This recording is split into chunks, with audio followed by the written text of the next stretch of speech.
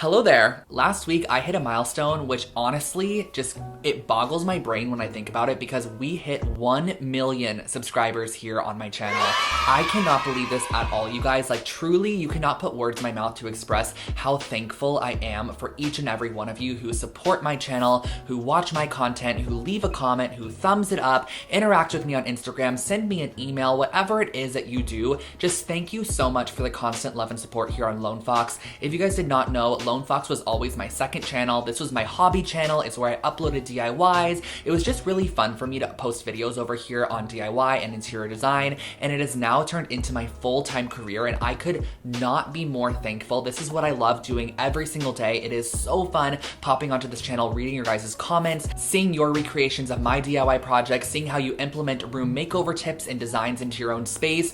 It is just such a great space, and it's such a positive space. I've seen so many industries across social media that just have a lot of negativity, and I feel like here on Lone Fox there is just so much positivity, and I love it so much. So I truly just want to thank you all so much who have subscribed to my channel. If you are not already subscribed, hello, my name is Drew. I post brand new home decor and DIY content every single week here on Lone Fox. This intro is definitely going to be a little bit longer than normal just because I have a 1,000,000 subscriber giveaway that I want to talk to you guys about. I also have a little store promo, and then I'm also going to tell you guys about today's video as well, because we are going to be sharing with you 100 DIY home decor ideas, which is incredible. But I think I'm gonna go ahead and jump on into the giveaway. I have not done a giveaway here on YouTube in such a long time. I think my last one was when I hit 100,000 subscribers. We're at 1,000,000, which is crazy, and that definitely deserves a very, very big giveaway. So let me go ahead and dive on into the rules for that. So in honor of hitting 1 million subscribers, I'm going to be doing 2 different giveaways. There's going to be a US domestic giveaway, and there's going to be an international giveaway. And the reason for this is because my prize for the US winner is going to be a full room makeover. I am going to be picking one of you guys, and you guys can tell me which room in your space you want me to fully transform, and I will be purchasing absolutely everything you need. I'll be purchasing furniture, decor, rugs, lighting, paint, anything you need for the space. I'm going to be purchasing it for you. Of course, after a full-on design plan has been created, I'm going to be talking with the winner of the giveaway one-on-one to create their dream space, whether it be their living room, kitchen, bedroom. You can totally choose. Now, the kind of sad part about this is that I'm not going to be able to be there with the winner of this giveaway. However, they are going to be given everything they needed, all the tools, all the supplies, and absolutely everything they need to conquer the space makeover, which I think will be really fun. I'm going to guide them through the process as well. So if you are the winner of this giveaway, you are going to be getting a full room redesign by me. I'm honestly extremely grateful of all of the support and love that you guys have given me. So I want to give back to one of you guys a full-on room makeover, the whole Lone Fox experience. So that is going to be the prize for anyone that lives in the US. And the reason that I'm separating it from international is just because I have no idea how shipping furniture internationally works, or the cost of it, or where I should be ordering from. So I figured for my international subbies, I would go ahead and just give you guys some really great money that you can do your own spaces with. So I'm going to go ahead and give away 2 $500, not gift cards, but just like literal cash, so I could send it to you on PayPal, on Venmo, wherever it is. I'm going to be sending you guys $500. There are going to be 2 winners that receive $500, and then there's going to be 5 more winners that receive $100 a piece. So 7 winners for the international giveaway. Now, how to enter, it is so super simple. All you have to do is be a subscriber of my channel. So make sure that you click that red subscribe button on my channel. Also click the bell icon next to the subscribe button. So if you're already subscribed, but you don't have that bell icon clicked, make sure to click the bell icon. That way you are notified when I upload brand new videos. And then what you're going to want to do from there is actually click the link in the top of my description box. There's going to be a link for US domestic giveaway, and there's also going to be a link for international giveaway. Basically, this is just going to take you to a sub page over on Rafflecopter, which is a website I use to kind of host my giveaways, and it just allows you to enter your email, and that's how you can enter. It just makes it so much easier for myself to keep track of everything. It also gives you guys a couple of additional ways to enter as well, and it's just a really great service that I use, and you are not going to get your email bombarded or anything like that. It just makes it easier for me to go ahead and select winners in the end rather than having to kind of randomly scroll through comments. I feel like this just makes it really fair for everybody. And I'm also going to have all of the additional details and rules in the description box below, such as the end date of this giveaway. And of course, it is open 100% international based off of where you are. You're just going to click the link in the description box and enter the giveaway. And one last little goodie for you guys here on my channel. This is only for you that are watching right now. You can get 15% off of my home decor website, which is lonefox.com. I have such cute home decor over there. There are throw blankets, we have pillow covers, and there's really anything that you need to decorate your home. there's kitchen goods, there's lifestyle products. I have a whole line of merch over there. You can get 15% off your order using code MILLION at checkout. So that's only for you guys here on YouTube. So make sure to take advantage of that. Also, orders over $75 in the US do ship for free, which is great. So you can get 15% off on top of that.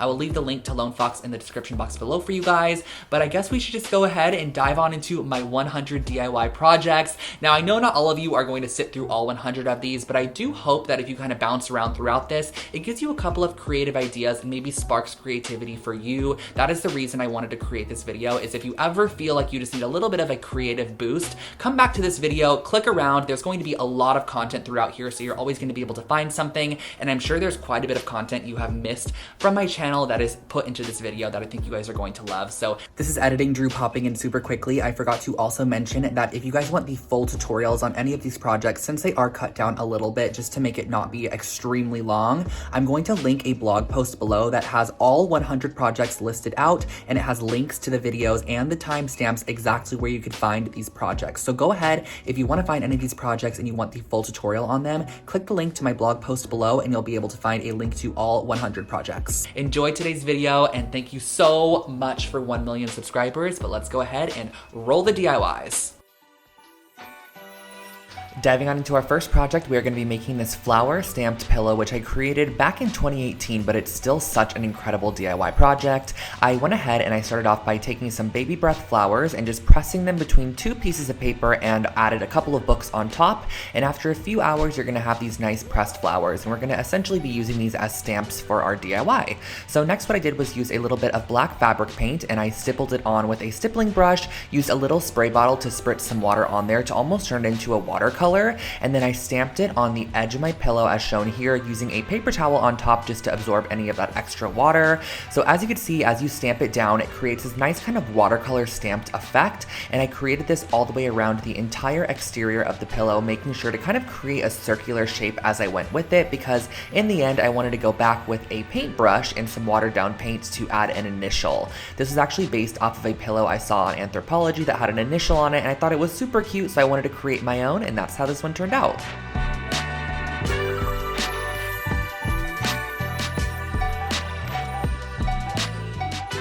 This next project is actually my first ever IKEA hack I uploaded to this channel, and I love it to this date. So I basically ended up using all three of these products here. I used the Frocta straps. I also went ahead and used the Alceda braided floor cushion, and also this little stool as well. And the process of creating this is actually super simple. So I just went ahead, I flipped the floor cushion upside down and flipped the stool upside down as well. As you can see, I got this from the As Is section from IKEA. And all you have to do, since I'm using those Frocta straps here, is go ahead and just mount the stool to the base of the floor cushion. Now the underside of the floor cushion has a nice kind of metal wiring. This allows you to intertwine your strap throughout and just strap it however tight you would like. And I also love how this project is totally reversible too. So let's say in the future you don't want to use this as a side table anymore, you could simply undo this strap and you still have all of your components that you originally started out with, and that finishes off this table.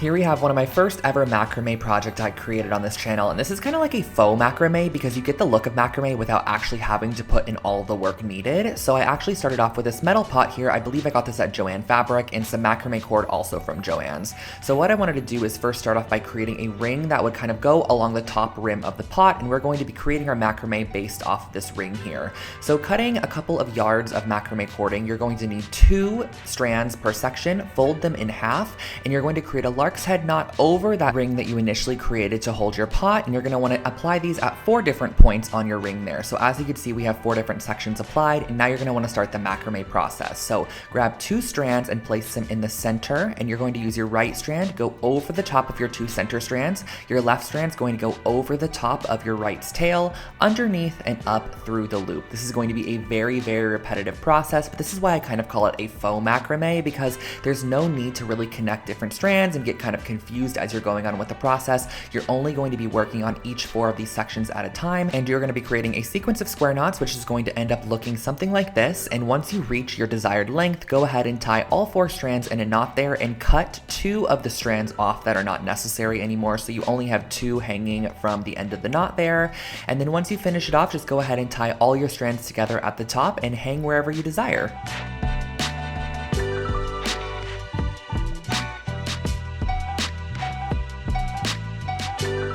I'm a huge fan of taking Polaroid photos, but I never really know how to display them, so I figured we can create this really fun interchangeable Polaroid display. So I went ahead and used this wood sign and a couple of these bags here to create this. So the wood sign is from Michael's Craft Store. I went ahead and painted it white to start, but you could stain this, you could paint it black, however you want to go along with it. And then at the top, I went ahead and screwed in one of these little hooks here, which are traditionally used for picture hanging or hanging plants from your ceiling. And then I went ahead and grabbed my 3x4-inch bags, punched a hole in the top there, and you can slide your Polaroids inside, which really allows you to interchange them and kind of display them as you would like to. You can also add a ton of bags to this. You can have like 10 to 15 bags hanging from the hook that have lots of different Polaroids on them, so you can kind of flip through them and see all of your memories in one location.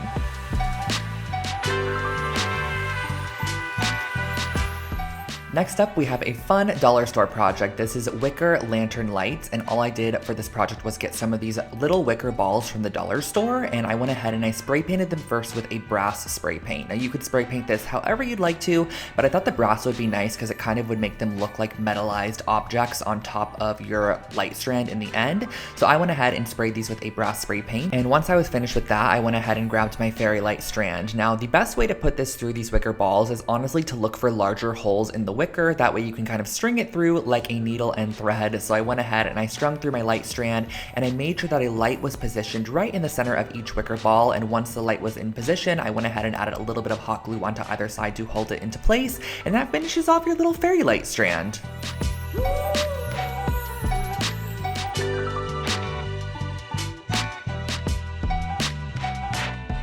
I have created so many throw blankets over the years, but this was an IKEA hack that I really love. It's so simple and easy to transform any blanket. So I went ahead and started off with a simple knitted blanket from IKEA, and I also got some chunky yarn and a large yarn needle as well. This just makes the process so much easier. So I went ahead and just strung my yarn through the yarn needle, and literally all you have to do for this project is create a nice chunky stitch along the edge just to add a little bit more detail to a basic blanket. So I went around, stitched the edge as shown here, and once you reach the corner, you're just going to want to make sure to also apply a stitch into each corner, kind of pivot it 90 degrees and work in your new direction. Now you can totally customize this and make your stitches as long or as short as you would like to. I feel like I made mine probably about 1 inch to 1.5 inches each, but I really love the kind of ununiform look of the stitches. I feel like it adds a nice handmade quality to the piece, and once you reach the end, you can snip it off and enjoy your throw blanket. Here is a wall art project that is, again, totally customizable and extremely simple. So if you need something quick and easy, this one is for you. I started off with a couple of metal rings. Now you just want 2 varying sizes for this project, and I gave them a nice coat of black spray paint. But again, this is totally customizable, so you can spray it whatever color or metal finish you want to. Now I went ahead and I did a little lark's head knot of the gray yarn at the top there and just tied a little loop. This is going to be the top of our wall hanging where we are going to be hanging it on the nail. And the next step is going to be very simple. Just cutting a couple pieces of your yarn to about 1 yard in length, folding it in half, and just looping it on the larger of the 2 rings. This is a very repetitive process of just looping the yarn onto each of the rings, letting it kind of cascade and waterfall over the top of each other to create a little layered wall hanging. So once you reach the end, I just created a blunt cut with those pieces. I feel like it gives it a little bit of a cleaner look, and on the ring that is smaller, I'm going to be applying this gray yarn to it. So doing the same exact methodology, just cutting it at the bottom to create a nice blunt cut, looping them on, layering it up, and that finishes off this wall hanging.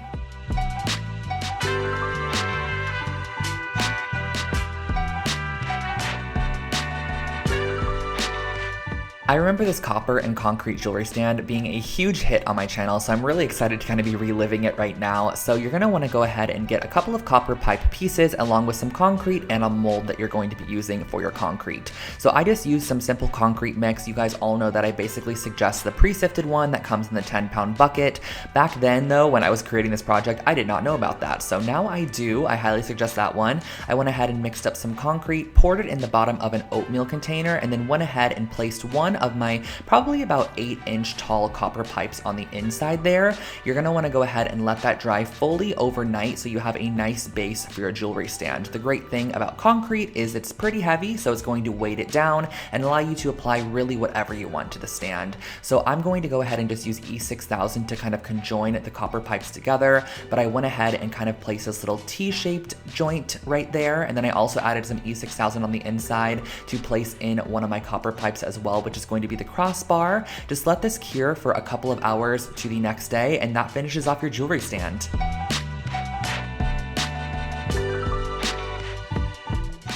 Bringing back another dollar store DIY for you guys. This was from a dorm video that I did, and the total cost of this project was $3.50. I used this cutting board on the left side, which I got at the 99-cent store, some nails, some string, and a pencil. So the first thing I did was actually just kind of trace out or sketch out a crescent moon shape, and then I went ahead and just dotted wherever I wanted the nails to be. I also added a couple of nail holes on the bottom, as you can see there, just to go ahead and allow myself to hang a couple pieces of jewelry off this or whatever I wanted to add to it. Now, I used really tiny 1/2-inch nails, which required me to go ahead and use a plier to hold it into place and then a hammer to securely press it into the wood there. And once you go ahead and hammer in all of your nails, I just went back with this black cotton cording, which I just kind of very no rhyme or reason applied it around the entire moon shape just to fill it in. I also went around the edge to give it kind of a nice clean finish, as you can see here, looping it around every single nail. This is just going to kind of finish it off and give the piece an outline. I just like the way that this looks a little bit more than when it is unfinished,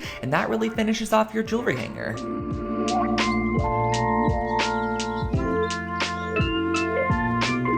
Moving on to our next project, I called this one Floral Globe Decor. Not sure why, because it is more so a fun paperweight or just a cute little shelf decor piece, but I went ahead and I used some resin for this project, a mold, and also some faux florals. So the first thing that I did was I actually sprayed my resin release spray into my mold, and then I pulled off a couple of these yellow roses here. I think I got these at Michael's or Joann's, but you can also get them from the dollar store for sure. So I pulled off a couple of those along with the leaves, and then you're gonna want to mix up your resin. So the resin is super simple. It is equal parts of the resin and equal parts of the hardener. Just make sure to stir each one individually for about 2 minutes each, and then mix them together and stir for about 2 minutes as well. So as you can see here, I'm just mixing it up, making sure it's nice and incorporated, and then you're gonna go ahead and mix them together. So just pour one of the cups into the other one. The resin is now going to start its process of chemical reaction, I guess you could say, and you're going to pour that into your mold there. I then placed in my flowers. You could do flowers, you could do glitter, whatever you have that is small that would kind of fit inside of this resin mold would be perfect for this project. I just opted for the flowers there. I whipped up another batch of resin, poured it over the top to ensure that everything was fully covered, and then you're gonna let this sit for probably about 24 to 48 hours, and that finishes off your little paperweight.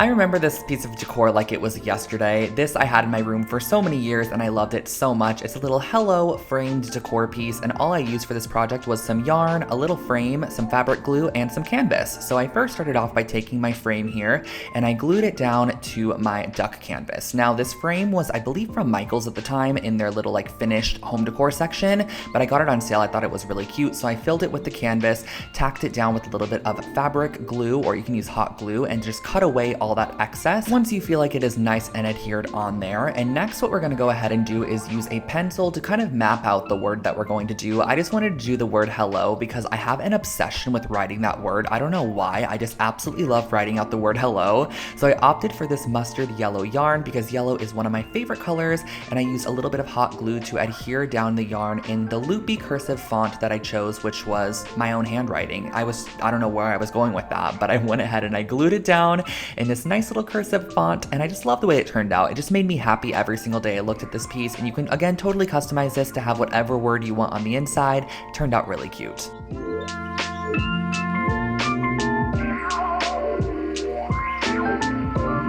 Here we have another IKEA hack for you guys. This was again one of my first ever IKEA hacks on this channel, and I went ahead and I got 3 of these scarf hangers here. And the thing I loved about these scarf hangers is that they actually had like this crocheted edging on them, which I think added so much detail. And I know that IKEA currently does sell these as well. But what I wanted to start off by doing was actually cutting off the little top hanger portion. And every single piece on this is just stitched together with a little bit of thread. So it's very easy to snip that thread and kind of detach the rings if you need to. But I wanted wanted to go ahead and detach the hanging portion and then reattach with a little bit of thread all of the rings together. So I went ahead and I attached 3 sections of this scarf hanger together with a little bit of thread, just doing a couple of stitches between each of them, and you're going to be repeating this process until you have all of your scarf hangers connected. This is so super simple and easy. Just kind of catch the thread, tie it in a good knot, and that really finishes off the process. You can go ahead and hang this on the wall and decorate with some cute little clothespins or little hooks if you have them. I just used this as a cute little inspo board at the time, and I love the way that it ended up turning out.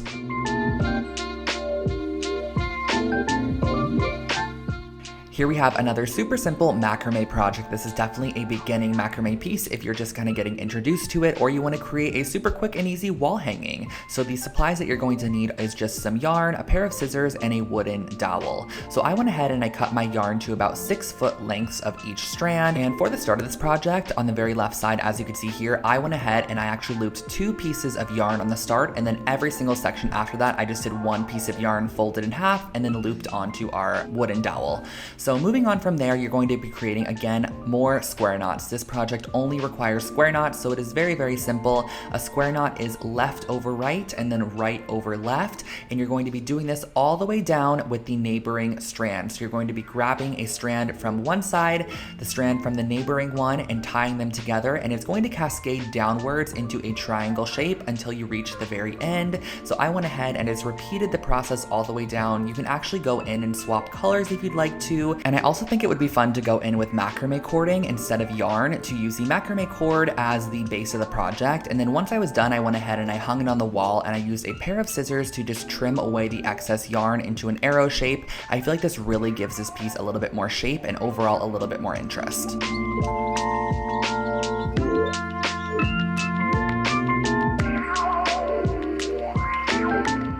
Back to the dollar store projects, this was what I called a memory mobile, and I created this for $2.50. Now, that silver thing looks a little odd, and that is because it is a Let's Party grilling wok. I don't know why I opted for this, but I found it, and I was like, let's go ahead and create something with this item here. So I went ahead and I cut off 2 sides of the grilling wok, and then we're going to be moving on to our wooden clothespins. So these are some small wooden clothespins that I'm going to be using some black cording to tie a double knot right through the center section of the clothespin and cut away any of the excess strands, and then also make sure to leave probably about 12 to 20 inches of leftover string. That way you have a variance that you can kind of use as you're attaching them to your grilling wok. So here comes the fun part. We're going to be sticking our strands up through the holes that are in the wok there, and I'm going to go ahead and glue them down and then cut off any excess tails. So we basically have a ton of these clothespins that are going to be hanging from that metal section there. I think it probably would have been a little bit cuter if I was to maybe spray paint this black or spray paint it brass, but I went ahead and I tied a strand at the top there, which is going to be our hanger. You can clip all of your memories or mementos here, and it just creates a fun little mobile.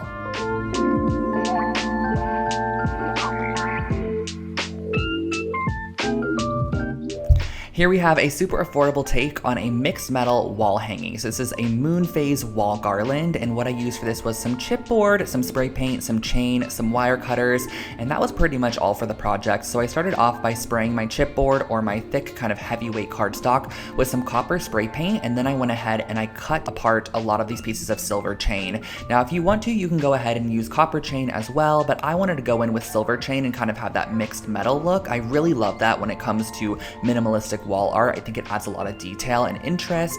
So I went ahead and I cut those apart, and I actually just hot glued those on to the chain, which I would never do nowadays. I would definitely use a jump ring if I was to recreate this project, but I think back then I didn't have jump rings, and honestly, this was going to be a super, super lightweight project in the end, so I knew the hot glue was going to hold for sure. And I think the varying lengths of silver chain across this piece kind of give a lot of detail. If you had everything at the same level, it honestly in the end would kind of just look a little bit boring, so I love mixing up the lengths of chain for those vertical sections to make sure that the moons are kind of hanging at different levels once you actually hang it up on the wall. And this is what the chain base is going to look like. And the next step is going to be cutting out some moon shapes. So you can totally print out some shapes if you'd like to, or you could freehand them like I did. I just kind of penciled them onto a piece of paper, cut them out. I love the organic look of it, and I just glued them on with some hot glue, and that finished off your wall hanging.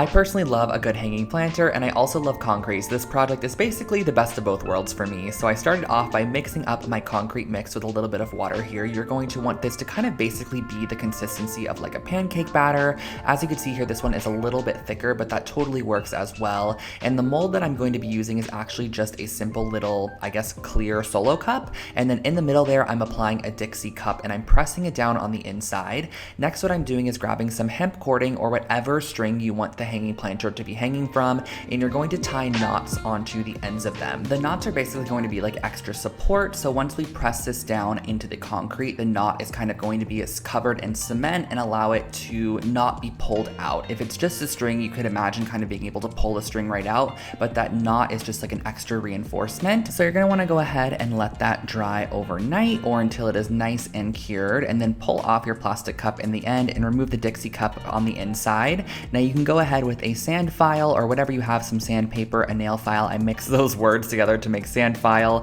to sand away any excess concrete. Tie your strings into a loop at the top, and that finishes off your concrete planter. Now this next project is actually one that was inspired by anthropology. I bought a wall hook a while back and so many people were like, can you please like recreate this on your channel? And so I did. I basically found this wooden wall hook blank from Michael's or Joann's, some craft store, and I ended up spraying it with my brass spray paint so it had the similar brass look to the anthropology piece.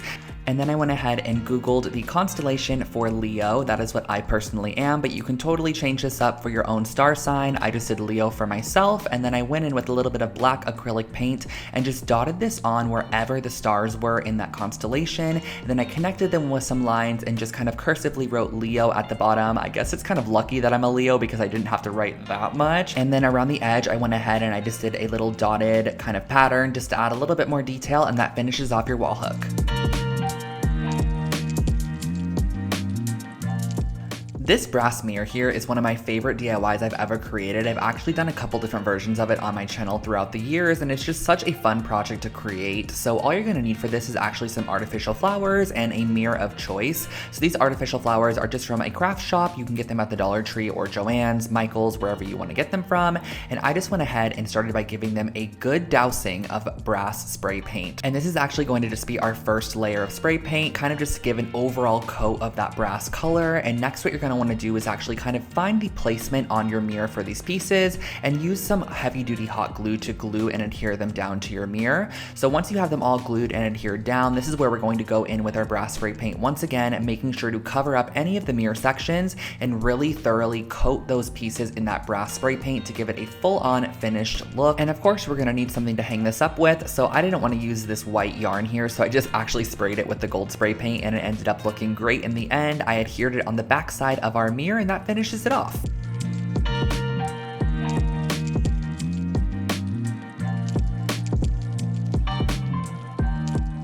I'm sure we've all seen these mesh trash bins at the dollar store, at Walmart, at Target, wherever it might be, but they're always not the cutest. So I want to share with you guys how you can add just a little bit of faux leather to this piece to make it more rustic and overall just cuter in the end. So the first thing that I did was I went ahead and I marked 3-inch wide sections and then drew a line to create a 3-inch wide strip that I could then cut with my scissors, because we are going to then go ahead and fold over those raw edges into the middle. So we're going to be ending up with a 1.5-inch wide strip of this leather material.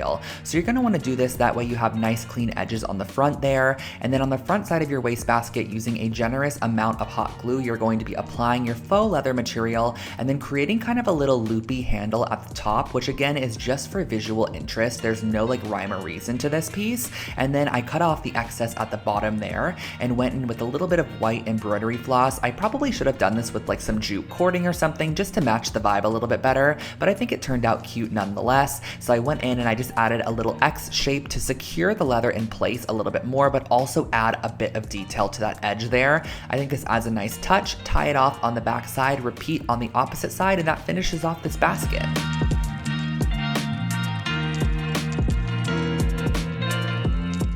This chunky tassel blanket is one of my favorite throw blankets I've ever created. I actually still own it to this date and style it all the time throughout my apartment. So I started off with this blanket base, which was actually from Target, and then I went ahead and I grabbed a couple of yarns that I thought that kind of complemented the blanket, and I cut them into 12-inch long sections. And you're gonna want a ton of these to create a ton of different tassels along your piece. So I'm using a really chunky wide crochet hook to go through the knitted section of this blanket, and I'm going to then go ahead, fold my yarn in half, and pull it through the loop that we created with our crochet hook. So you're gonna pull through all those strands of yarn.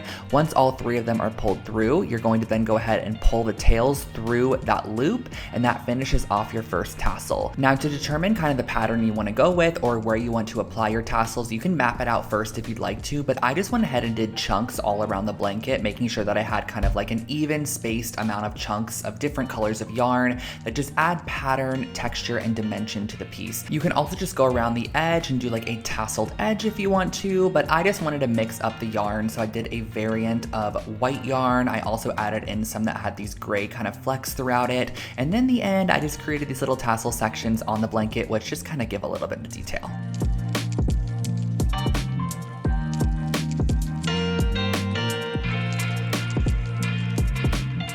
This sunburst mirror here was actually the first project I ever shared on my YouTube channel. This is my first ever DIY project that I created, and I really think it's still really cute, honestly. So I started off with an 8-inch round mirror, and I used 2 different sizes of popsicle sticks. I used these longer, kind of skinnier ones, and then I also used your traditional ones as well. The first thing that I did was I went around the bottom lip or bottom edge of our piece with the longer, skinnier popsicle sticks and hot glued them into place where I wanted them to go. And once you have them all glued down, it's gonna look something like this, but as you can see, it just kind of seems a little bit boring. So in between each of the popsicle sticks, I actually glued a vertical popsicle stick, so it was kind of sticking upwards, which just adds dimension to the piece. I feel like every one of these voiceovers, I'm like, it adds dimension, it adds texture, but it really does. Like, I think this adds a nice bit of visual detail. So I went ahead and I added a vertical popsicle stick just glued in between all of our longer sticks. This also kind of gives a height variant. So as you can see, the first layer of sticks is a bit longer than the second layer, which I love. And then on the back side, I just glued down a little ring of macrame cording to hang it up on the wall, and that finishes off your new sunburst mirror.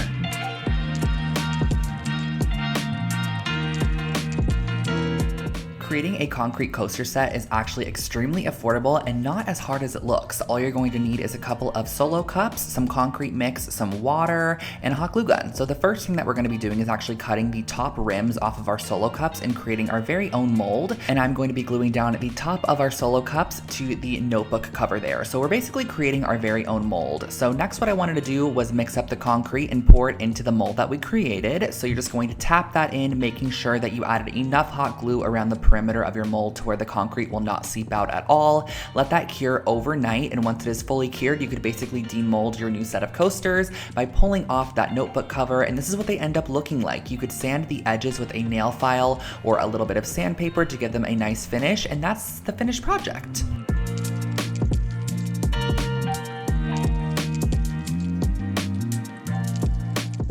Next up, we're going to be making this DIY macrame, really cute kind of like lantern candle holder. So I'm going to be using a mason jar along with some hemp cording. And the first thing that I'm going to be doing is measuring out about 2-yard sections of my hemp cording. And you're going to need, I believe, 6 pieces in the end, 6 or 8. So what I'm going to be doing is starting out by gluing down my pieces in the center here. So I actually did end up using 8 strands, and you're going to want to glue them so that you have all evenly placed out 8 sections on the bottom of your mason jar.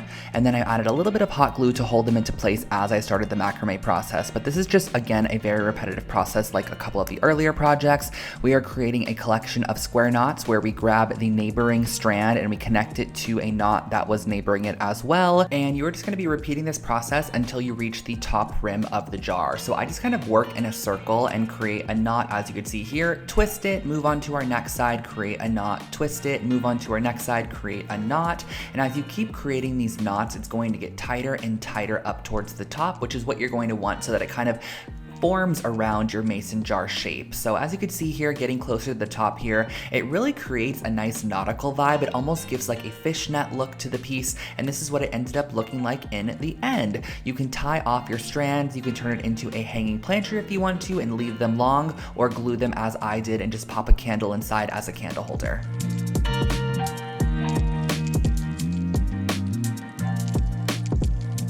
Cork is another really fun material to work with, and it's also super affordable. I got these cork sheets at the dollar store, and I wanted to turn them into some geometric wall decals, which you can just use as wall decals if you'd like to, but you can also actually pin things into them and use them as kind of like a little pegboard. So the first thing that I did was I just created triangle shapes out of the square shape, and I highly suggest using an X-Acto knife for cutting cork. It is so simple and easy. All you have to do is just kind of create a couple of strokes across using a ruler, and the cork will cut nice and smoothly. So I went ahead and I created these. I also went ahead and created some smaller ones as well, just using a fourth of the cube. And in the end, I had all these different triangle shapes, which I could then go in and add a little bit of painted detail to. So using a little bit of Scotch tape, I just applied that on the edge there. And this one in particular, I wanted to have a nice little white edge. So I went ahead and I added some white acrylic paint on there. I also painted some fully white as well. And once you're done, you can pull off your acrylic paint and you can just attach these to the wall using some 3M mounting squares, and that finishes off this project.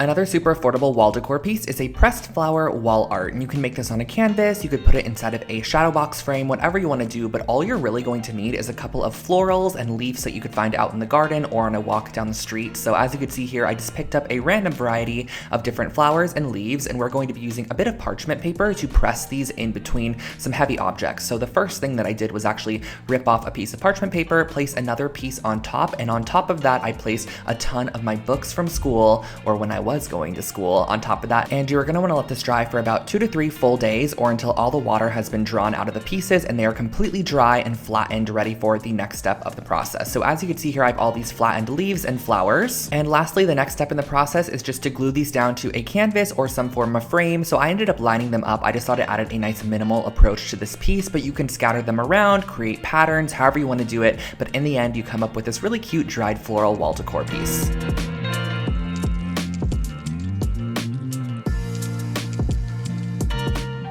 Whenever I create these IKEA rugs here on the channel, you guys always love them so much, and this is going to be one of the designs that I've done. I believe I've done about 3 to 4 of them, but I'm using the Lohals rug, which is basically a jute knotted rug from IKEA, and I'm also going to be using some masking tape to mask off any sections that I want to apply the spray paint to. So as you can see here, I applied 2 borders that ran horizontally, and then I applied a ton of vertical strips, and each one of these vertical strips took up about 2 different knots. So I kind of used my knots as measurement, and my masking tape that I used, which I believe was about 1 inch wide, ended up covering 2 full knots, so I was able to kind of measure out as I went, and then I went ahead and applied on my paint here. So I'm just using a regular white acrylic paint. Now, since I've actually created a couple of these rugs since this project was created, I highly suggest using spray paint as opposed to just acrylic paint. Honestly, it is so much easier. You can just spray right over the top of your masked area, wait for it to dry, peel it off. I also feel like the paint goes on so much more opaque as well, and if you do this process, you could apply a clear coat on top to lock it in.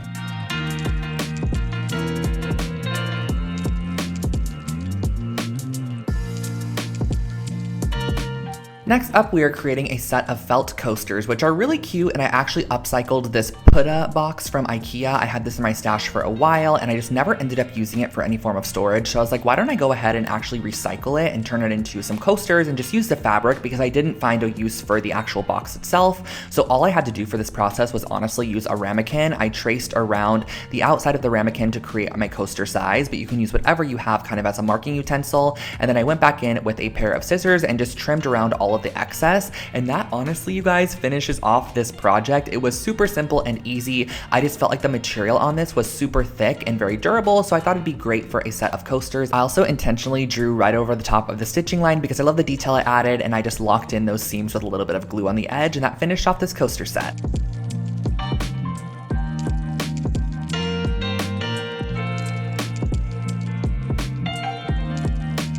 This project here, you guys, really takes me back because this was such an old DIY that I created, but honestly, it's still such a cute concept, and you can totally use this on really anything that is glass and kind of create a frosted glass look. So the first thing that I actually did was just grab some regular old printer paper, and I'm going to be cutting out some triangle shapes, which are going to be our masks. So I cut a 2-inch wide strip of paper, and from that paper, I went ahead and freehand cut a couple of triangles. I just like the organic shape of a freehand cut triangle as opposed to measuring them all out. I think it kind of adds a little bit bit more of a boho element to this piece. And I went ahead and I actually adhered these down with just some water-based glue, just an Elmer's glue stick, because it's super easy to remove from glass. It's kind of just a temporary fixation at the moment. And then what I went ahead and did was actually spray on top of it a coat of sea glass spray paint. And as you can see, when you go ahead and remove those masked triangle sections, it reveals the shiny clean glass underneath, and you have a frosted glass over top, which overall gives you this kind of nice embossed etched look.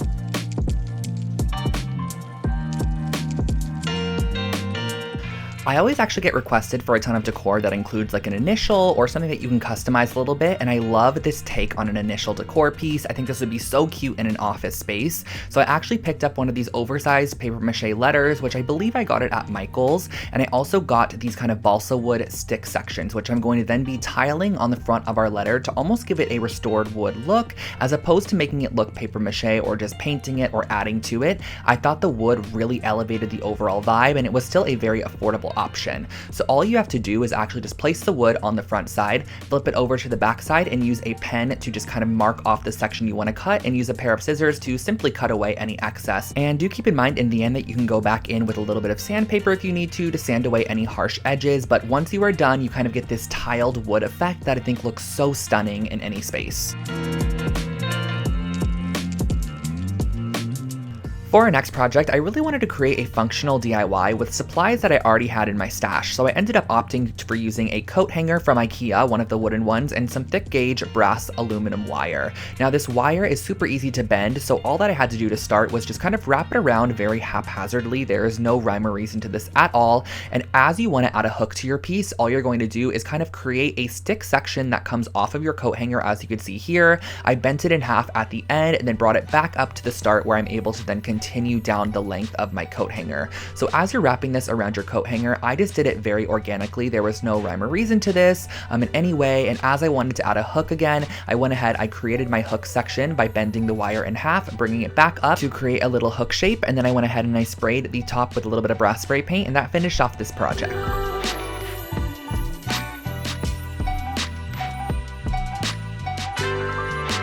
Here is a way to take a simple mirror and turn it into something a little bit more elevated and rustic. So I wanted to turn this into a jewelry holder. So I started off with a square mirror. I also used some balsa wood, some spray paint, a couple of hooks, and some E6000. So the first thing that I did was I cut my balsa wood to be the width of my mirror, and I went ahead and screwed my hooks into one side of the balsa wood on the bottom there. So I went ahead and I screwed in, I believe, about 5 of them, and I used this hammer finish dark bronze spray paint to give this more of a metallized finish, and I think it looked really, really cool in the end. You could spray this or stain it as you would like, and then on the bottom of the mirror I went ahead and I applied our hook section, as you could see, and on the top of the mirror I just applied the other wood section just to kind of make it look like it is framed off. And on the back side you're going to want to also allow it to be hung up, so I used a little bit of chain that I had in my stash. I used E6000 to adhere it down. Once it was fully dry, you could hang this up and store your jewelry.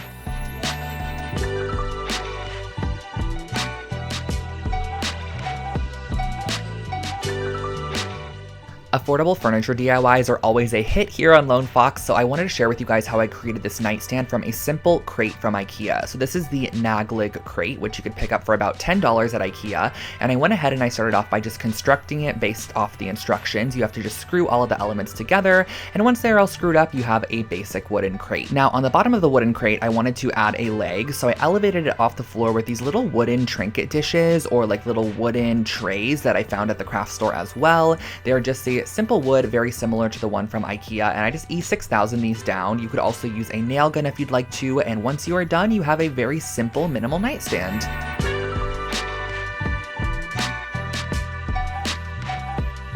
This next piece of decor is a great way to add more of your accent color throughout your space because it's totally customizable. You can select the colors of yarn you want to go for, and the first thing that you're going to want to do is actually tie a piece of yarn across the bottom side of this ring here. This is going to be where all of our other yarn sections are going to be hanging off of, and I suggest starting from the bottom. That way you could build up and layer your yarns as needed. So all we're doing here is a simple lark's head knot by cutting a little bit of yarn, probably about 6 inches long, because you could trim it after if needed, and attaching it to the yarn piece that we added on originally. So I just varied up my yarn a little bit. I did a little bit of the white fleck and also the yellow on the first section, and then here in the second section I opted for this twisted yarn that had yellow and white in it. I added a little bit of blue, and then on the third section at the top I just filled it in with a couple more colors. So once you are completely done, it'll look something like this. You could trim off the excess, and here's your decor piece.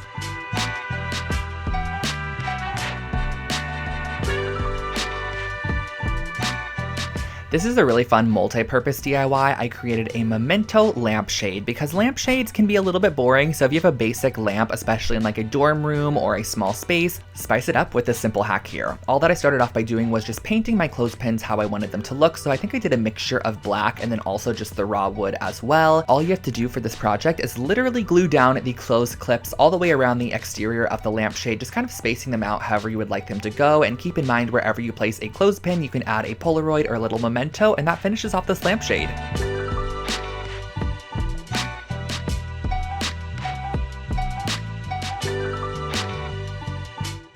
It's actually really fun redoing these voiceovers because I forget how many fun projects I could recreate currently that I would love to have in my apartment, such as this wool magazine holder. These are super affordable. All I did was I picked up this gray toned felt from the craft store. Each felt sheet costs under 50 cents and I cut it in half to start. Then what you're going to want to do is actually fold it into thirds like this. That way you have nice clean edges on the front side and it doesn't have any cut edges. I ended up using some Fabri-Tac adhesive to glue it down on a third of the piece. Then I added a little bit more adhesive on top of that, folded it over once more, and you have a nice tripled up felt piece, which you are going to want to make 2 of. And then once you have both, you're going to glue them together just about an inch on the bottom. Just glue these 2 strips together, let them dry. Once it is dry, use a push pin to secure it in the wall and place your magazine inside.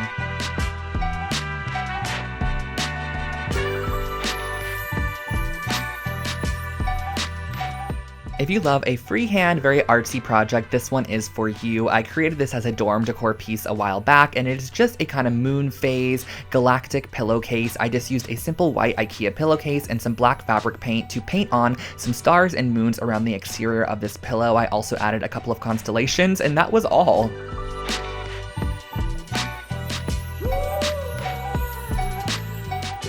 I still to this day create these reworked sweaters for Christmas gifts or birthday presents. All you're going to need is a couple of old sweaters. This is a Champion and also an Illinois sweater from H&M. And all I did for this project was just cut the sweaters directly in half down the middle. The great thing about this project as well is that you can actually get 2 finished sweaters from your 2 original sweaters. So it's not like you're scrapping any material at all. So what you're going to want to do is actually pin the right sides of your sweaters together down the front, and you're going to be sewing this up the entire front side using just a straight stitch. I suggest doing the triple straight stitch so you have a nice strong bond. I removed those pins, and on the back side you're going to put right sides together once again. Add a pin every couple of inches to hold the fabric together, add a nice straight stitch all the way throughout, and that finishes off your brand new reworked sweater.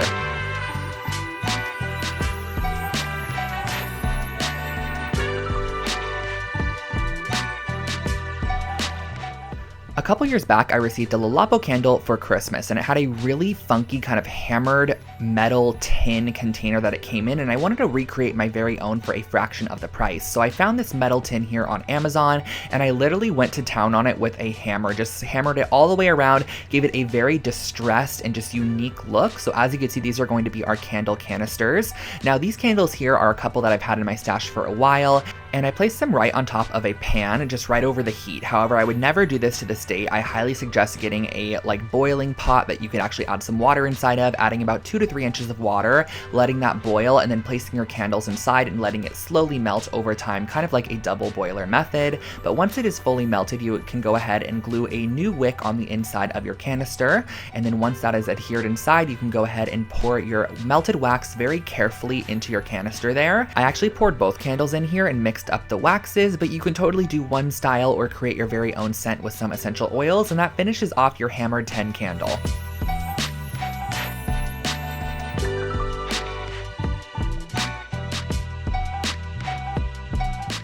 This pillowcase was such a fun one to recreate. It was inspired by an Urban Outfitters one that I believe cost around $80, and I knew we could take a simple IKEA pillowcase and create our very own with just a little bit of black fabric paint. So I started off by cutting off any of the tags and using some black fabric paint to paint on the shape of an eyelid, just like a very organic kind of half circle shape. And from there, I went ahead and I added on some eyelashes to this piece as well. If you guys can see, the brush that I'm using has a very flat top, and it's almost the width of all of the lines that I'm creating, which I just find makes it a little bit easier when freehand painting like this. And there really is no rhyme or reason to this. I know I say that all the time when I'm painting projects like this, but really as you go, you can add to the piece, take away, and if you mess up, honestly, just keep on working on or add it and implement it into your pattern elsewhere so it doesn't really look like a mess up. So I just went all the way around, added this pattern throughout, and that finished off this pillow.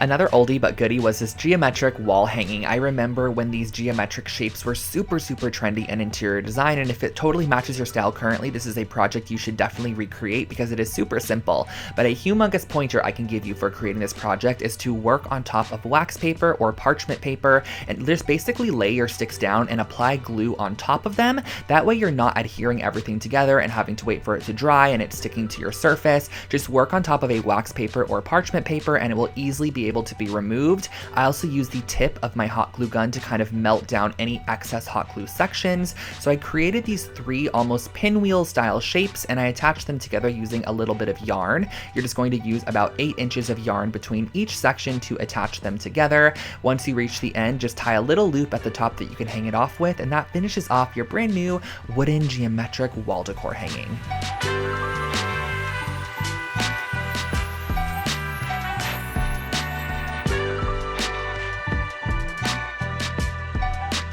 This next project was actually another take on that little wall strap that I created with the wool fabric earlier, but this one is just a wall pocket and it is super simple to recreate. You're just going to need 2 pieces of 8.5 by 11 felt, and on one of the pieces you're going to start by rimming the entire outside, leaving a 2.5 inch section at the top that you're not going to be adding glue to, because once you actually adhere this down, the sides and the bottom are going to be nice and adhered, but that 2.5 inch section you're actually going to want to fold down like this, add a little bit of glue to either side as shown, and fold that down. That way it kind of creates this little pocket flap. Lay a couple books on top, and once you're done, you could hang this on the wall and add whatever you'd like inside.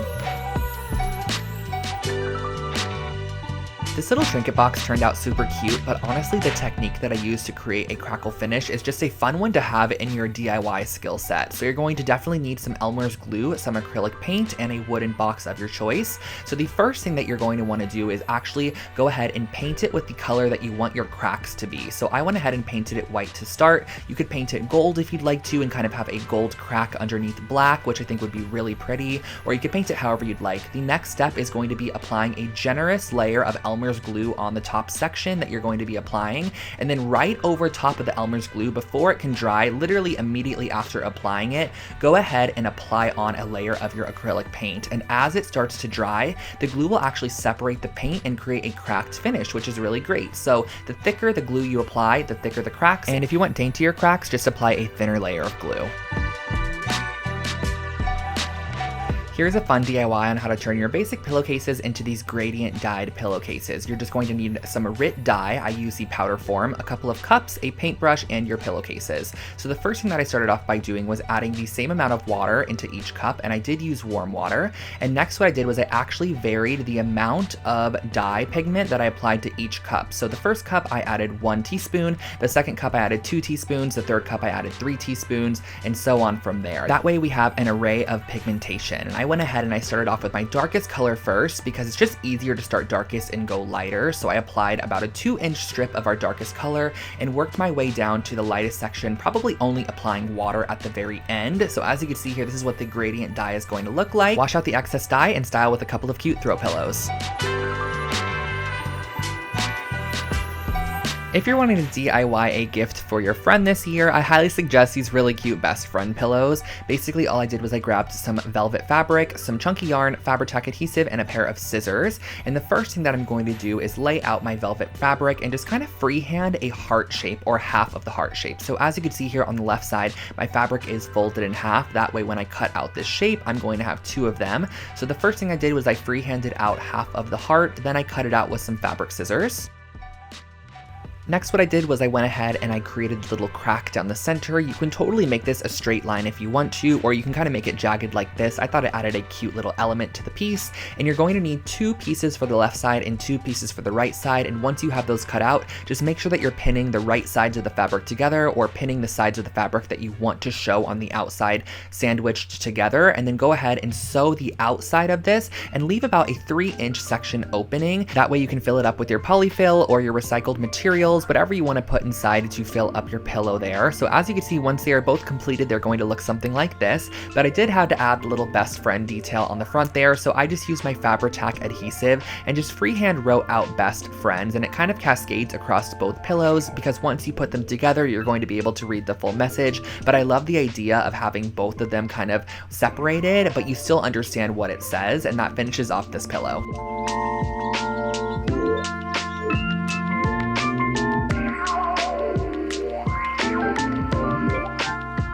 Another super affordable set of coasters created here on the channel were these leather wrapped coasters. Now the supplies are very minimal. All you're going to need is some foam board and also some faux leather material. So the first thing that I did was I cut down the scrap piece of foam board into 4-inch by 4-inch squares. Those are going to be our coaster size. Next, once you have those cut out, you're going to go ahead and just cut out a piece of your vinyl leather or your faux leather and cut it out with about 1 inch to spare on all the edges. That way you can go ahead and apply your E6000 adhesive on the bottom side, press it onto your faux leather material, and then you're going to press that down just as shown here.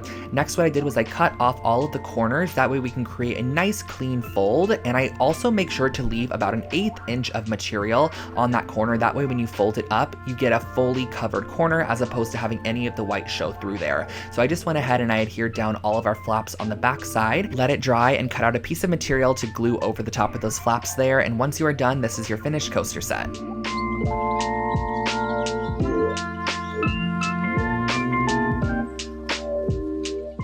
This eucalyptus wall decor is a great way to add a minimal touch to your space. It adds a little bit of greenery, but also a fresh scent of eucalyptus. So all I did was I actually went ahead and I purchased a fresh sprig of eucalyptus from the grocery store, and I'm going to go ahead and just cut off a couple pieces that I like as seen here, and then I'm going to be wrapping around the top of them with a piece of string just to kind of finish off the edge and give it a more polished look for our wall hanging. Tie off your string at the end and leave probably about 2 to 3 feet of excess string. That way you can vary the lengths as you apply it to our wooden dowel a little bit later. So just go ahead and tie these off onto all of your pieces of eucalyptus that you want to add. I believe I did an odd number of about 7 pieces. So once you have all of your eucalyptus all strung up and ready to go, we can start applying this to our wooden dowel. And when it came to constructing the final piece, I just went ahead and made sure that all my eucalyptus pieces were hanging at different lengths, so it just added a little bit more visual interest and not everything was at the same exact level. So I just double knotted these onto my wooden dowel all the way down, making sure they were nicely secured. And once you have them all attached, you could hang it on your wall, and that finishes off your eucalyptus wall hanging.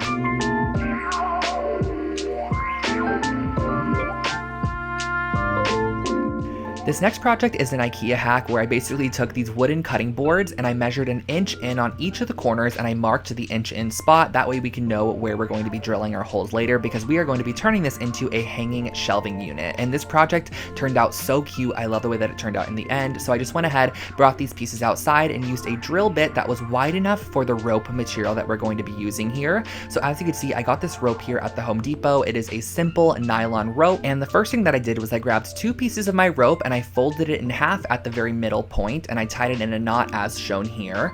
Next, what I did was I measured down about 18 inches from our knot and I just made a little marking on our piece because that is exactly where we're going to be tying our knots on each section.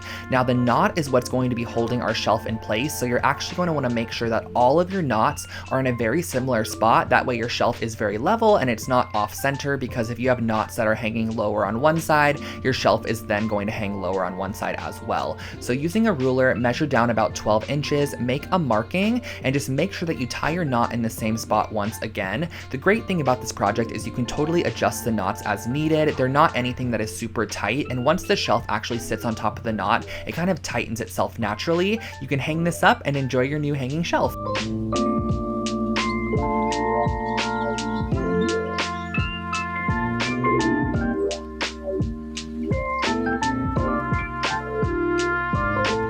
This next project right here is definitely one of my favorite IKEA hacks I've ever created. I actually used this wooden tray from IKEA and this large mirror that I got at Joann's, along with some faux leather material, some E6000, and a couple of wooden blocks. So the first thing that I did was I took my large circular mirror and I'm going to be gluing down some of these little wooden blocks, which are basically just going to be spacers, and just elevating it off of our tray in the back. And if you wanted to, you can totally just adhere the mirror directly down to the tray, but I ended up using these little wooden blocks just to elevate it off the tray a little bit. I just think that it adds a nice bit of dimension to the piece, and it just makes the mirror look like it's actually floating in the center of the tray.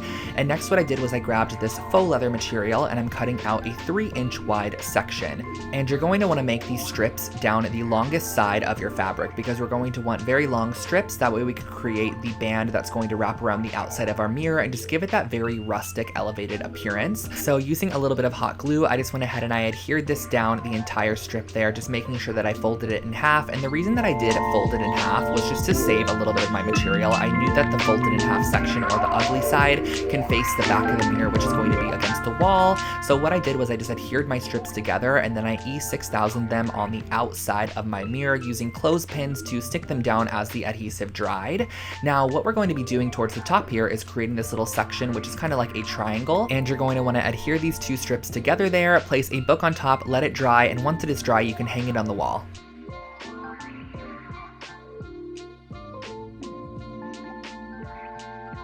I think this rustic clay bowl was actually my first time ever using clay in a DIY project, and so this is how it ended up turning out. I used a glass bowl from Target and some of this air dry clay from the craft store, and I went ahead and I just added a thick layer of air dry clay on the entire exterior of our glass bowl, and I used a little bit of water to smooth it down. Now I know that sometimes water doesn't work with air dry clay, but specifically for this project I do remember it smoothing it down quite a bit. And then I went ahead and I pressed a little new base for it and used a paintbrush just to add a little bit of detail into our clay work. And this is where I feel like the water totally made a difference. You can totally see where I'm adding the water. It just smooths out those sections and overall just makes the clay look a little bit nicer. So once it was dried overnight, I went back in with a sand file and just filed down any edges that were a little bit rough. And then I went in with a little bit of black paint that was watered down and just kind of distressed the bowl a little bit, added my signature on the bottom, and that finished off your rustic clay bowl.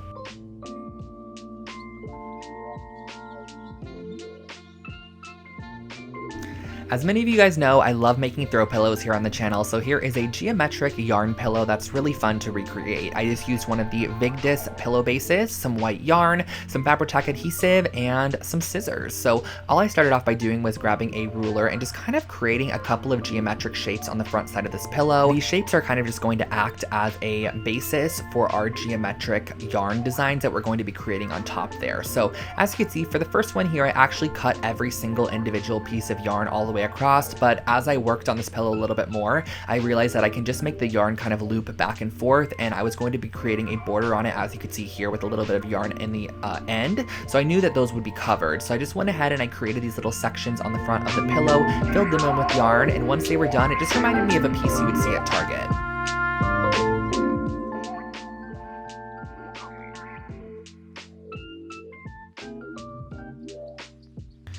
I was a humongous fan of vinyl records back in the day, and I always wanted a method for hanging them on the wall, but I didn't want to have to purchase the actual Urban Outfitters frames that were $20 each, so I was able to create my very own with one piece of foam board. So the first thing that you're going to want to do is go ahead and cut out 2 pieces of your foam board that are 2 inches wider or 2 inches bigger than your vinyl record itself. So I have 2 pieces here. I cut out a square on the inside of one of the pieces as well to act as the frame. Now on the sides here, I cut out these 3/8 inch strips, which are going to act as borders or barriers. And the great thing about using the foam board is that it elevates it a little bit so that you can easily slide your vinyl inside. So I just used some E6000 adhesive and just glued this around the exterior of my vinyl record once it was placed on the inside there. But you do not need to add a piece of this to the top there. That way you can slide your record in and out in case you want to ever exchange it for a different one. So once that was all glued around the outside, I then went ahead and added adhesive to the top of those strips, placed on top my frame section there. So this is kind of creating our shadow box, which you could then slide your vinyl on the inside of. I just wrapped a piece of yarn around the entire exterior inside of the little groove that we created, cut off the excess, tied it in a knot, and I hung this up on the wall, and that was my vinyl frame.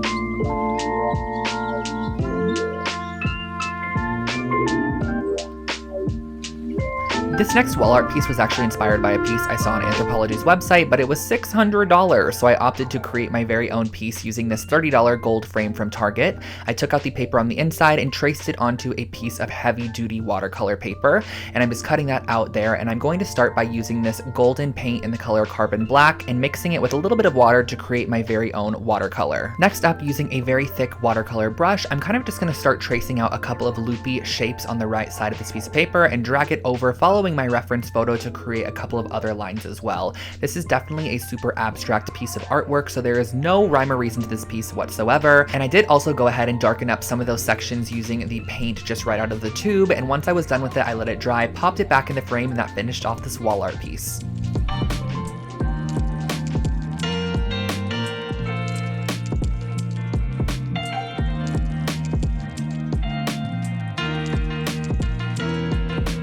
I'm back with one of my favorite materials, resin, and we are going to be making one of my favorite projects, some coasters. So these are some agate coaster molds. You can find these on Amazon if you search agate coaster mold. I also got these dried flowers on Amazon as well, but you can totally dry your own based off of some of the methods that I shared with you guys earlier. But the first thing that I want to do is go ahead and mix half and half of our resin together. So you're going to want to use equal parts of resin and equal parts of hardener. I just find it a lot easier to measure them in 2 separate cups. That way you know that you have equal parts, because if you don't, it's not going to cure properly. So once you do have them mixed up, go ahead and stir it for a couple of minutes and add your glitter. Now, the glitter goes such a long way, you guys. I thought what I added was a small amount, but it ended up being quite a bit. So I stirred it throughout my resin, and then I poured a thin base layer into the mold itself. That way I can just go ahead and start placing in my flowers and give them something to grip to. So I placed them right on top, positioned them into the position I wanted them to go into, and then I filled and topped it off with the rest of the resin material. You're going to want to let this dry overnight for about 24 hours or so, and once they are fully hardened and cured, you can just pop them right out of the mold, and you have these really, really cute coasters. However, I wanted to elevate mine and take them just one step further, so I'm using some of this brass gilding paint. Just go and carefully paint around the edge of these coasters to give them kind of like a metallic finish on the edge. I just think it kind of locks in the design, and that finishes them off.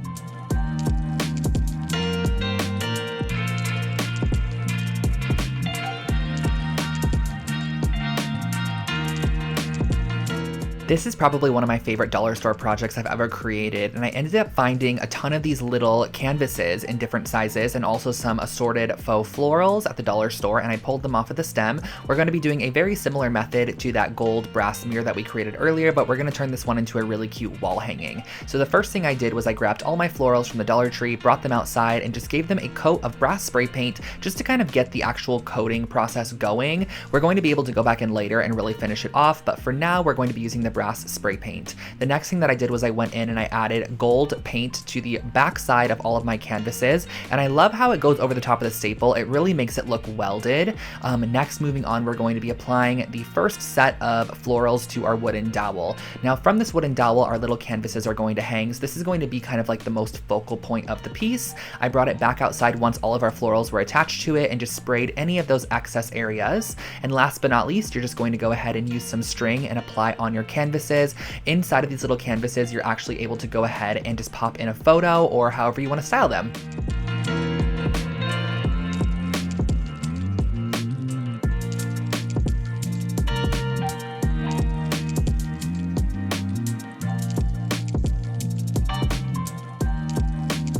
One of my most viewed videos on my channel is actually this IKEA hacks video where I turned this Trampa doormat from IKEA into a really cute, just customized doormat. So all you're going to actually need is some black paint and a paintbrush.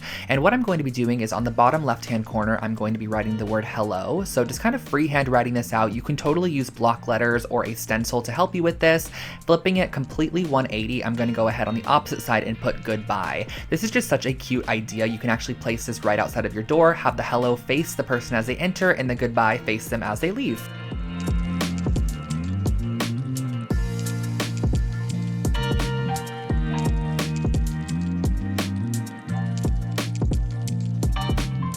Of course, I had to include a little bit of DIY organization. So I picked up these little folder or paper holders. These are from IKEA. They're just made out of cardboard. And I wanted to transform these into kitchen organizers for my friend James's kitchen. So we ended up going ahead and using some navy blue paper, which matched the color scheme of the kitchen. And I went ahead and just kind of wrote on there what was going to be in each of them. And after I cut them out, I went ahead and added a little white border as well. This is totally optional. You can add it or not, but I just thought it added a cute little touch to the piece. And then all you have to do on the front side of your organizers is just glue them towards the top there, and that finishes off these organizers. They slip nicely into drawers and you can pull them out whenever you need any of the supplies that are on the inside of them.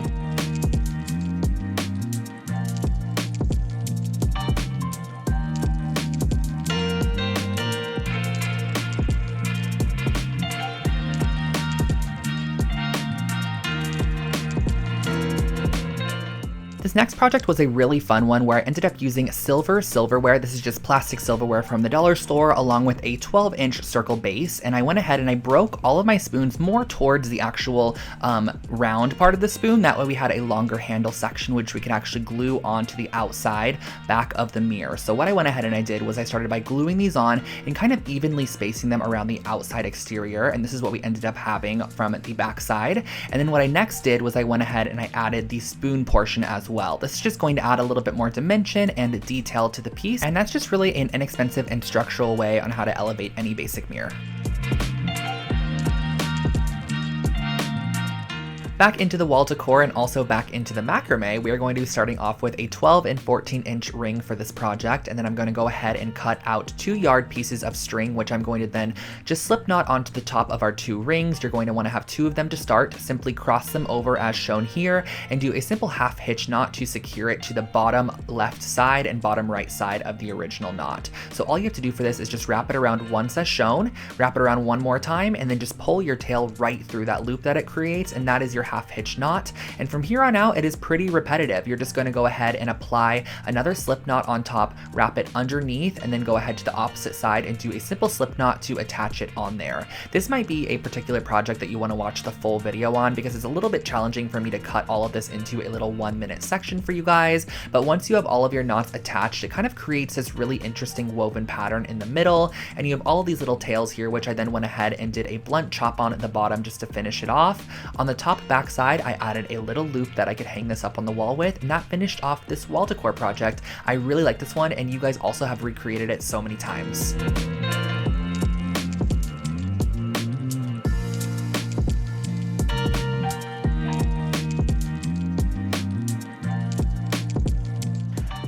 Next, we are heading into some of the aesthetic DIYs that I've done on my channel. I absolutely love creating aesthetic DIY projects for you guys, and I do full videos where I take really trendy pieces and kind of turn them into DIY forms. So the first thing that I'm going to be doing is just rolling out a piece of clay into the shape of a face. I also went ahead and kind of pinched the edges upwards just to kind of give it a little bit of a lip on the edge, and then I rolled out these thin tubes of clay that I used to kind of decorate the face. So I went ahead and created this abstract eye shape that transcended down into a nose, added a couple of eyelashes, and of course we had to add a mouth as well. Once that was fully shaped and kind of in position, I went ahead and baked it in the oven for about 25 minutes or until it was nice and solid.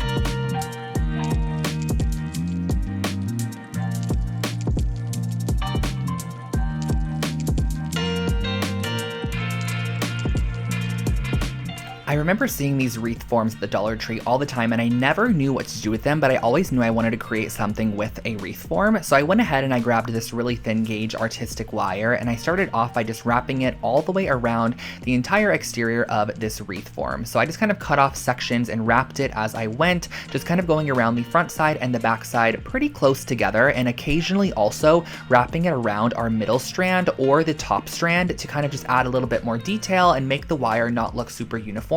So every now and then I would kind of just wrap it around the middle, or I'd wrap it around the top, and it just added a little bit more interest to the piece. So I went ahead and finished the entire round of this piece, and then I went ahead and grabbed some masking tape, and I kind of just placed it randomly every couple of inches around the frame there, and I went in with my gold spray paint thinking that once I removed it, it would be such a cool mixed metal design, and I just honestly didn't like it that much. So I actually went back with white spray paint and spray painted the full piece white, and finished it off with some brass gilding paint around the entire outside edge and also the inner rim, and that finishes off your new picture frame.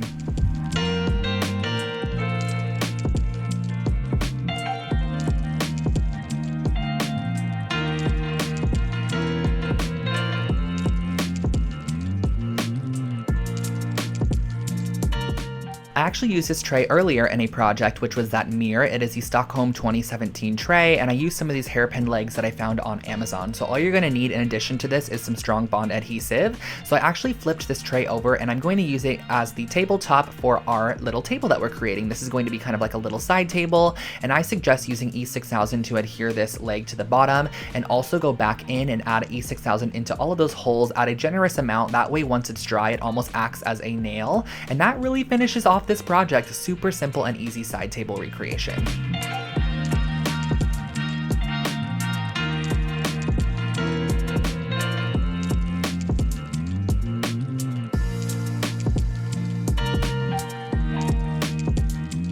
Now this is a super simple way how to create your very own kind of bar cart or little kitchen island section for a small apartment. So I went ahead and I picked up this Mulger little rolling unit, and I realized that I wanted to have it kind of have black accents along with the wood accents that it's originally made from. So I kind of mapped out where I wanted my black to be on top of this little reference drawing, and I also grabbed some of these hooks as well, along with some black spray paint. So I brought all the pieces outside that I wanted black, and I gave them a nice coat of the matte farmhouse black spray paint, which is my favorite color from Rust-Oleum, and I did it on all of the sides. This was so satisfying to spray paint. I also went ahead and grabbed some of these little wooden trays, which I used on a former project as well. I used them as the legs once again, so just making sure to flip them in all directions and give them a nice generous coat of the black spray paint. And once they have fully dried, you can go ahead and reassemble your entire piece. What I did was I just went ahead and followed the instructions, reassembled it as is, and I just love the details of black. On the bottom of this piece, instead of using the rolling wheels, I actually went ahead and secured on those new legs and added a couple of hooks to the side. That way we could hang on a little cutting board. This was also from IKEA. I screwed a couple of hooks into the cutting board. That way you can kind of have it hang off the side. And I thought this was the perfect little bar cart addition to any small space.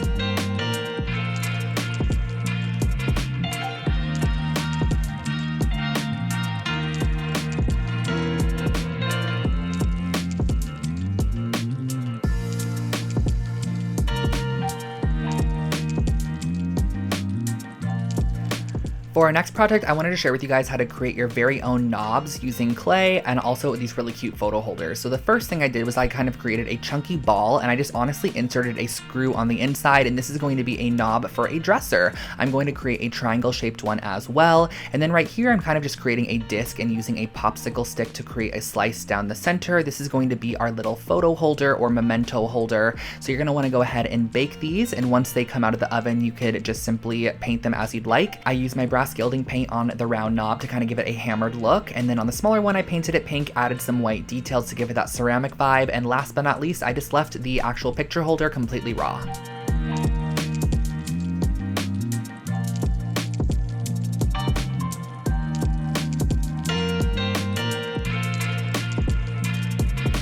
I personally am not a great painter, but I can definitely do an abstract art piece every now and then. So I picked up this wooden canvas and I started off by painting the entire base of the canvas with this cream colored paint. It kind of has like a little bit of an orangey peachy tone to it, which I love. And next what I went ahead and did was actually go in and mark around the edge about a 1/4 inch in. That way I could tape it off, because I'm going to be adding a yellow kind of squiggled section to the bottom here. And what I mean by that is I'm going to kind of create a line that's a bit more organic and free flowing towards the top there. This is kind of emulated off of a mid-century art piece that I've seen. So on the left side, I'm using some black dots to kind of just create a abstract pattern. And then on the right side, I'm filling in all the blank space with some lines. Now on the far left side, I kind of messed up here. I did too many of those dots. So I just went back in and kind of just covered them up with our original cream colored paint. And that finishes off your wall art.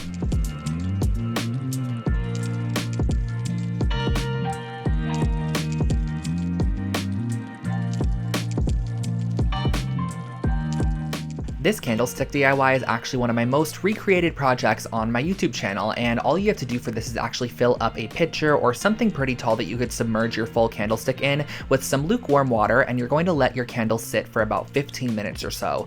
Once they come out of that water, they're actually extremely malleable. They almost are like a wet noodle in a sense that you have a little bit of time to shape them however you would like to. So it's really fun to be able to create these very organic and abstract shapes with your taper candles, and it just makes them a little bit more interesting. You can even go in with a rolling pin like I did with this one, flatten down the wax a little bit. It's not sticky at all, and then go in and twist it to create a funky twisted candle. So there are a ton of different alterations that you could do for this particular project. I also went ahead and kind of created this looped candle. And lastly, I used 2 purple candles to kind of create this standing, it's called a duo candle, where basically the bottom base is kind of twisted and then it has this really cool kind of double-sided candle, I guess you could say. So I went ahead and I tried to melt them together, but it honestly didn't work. I ended up just kind of gluing them together with some hot glue and finishing it off with a little bit of wax. And that is how I finished off all of these really cute abstract taper candles.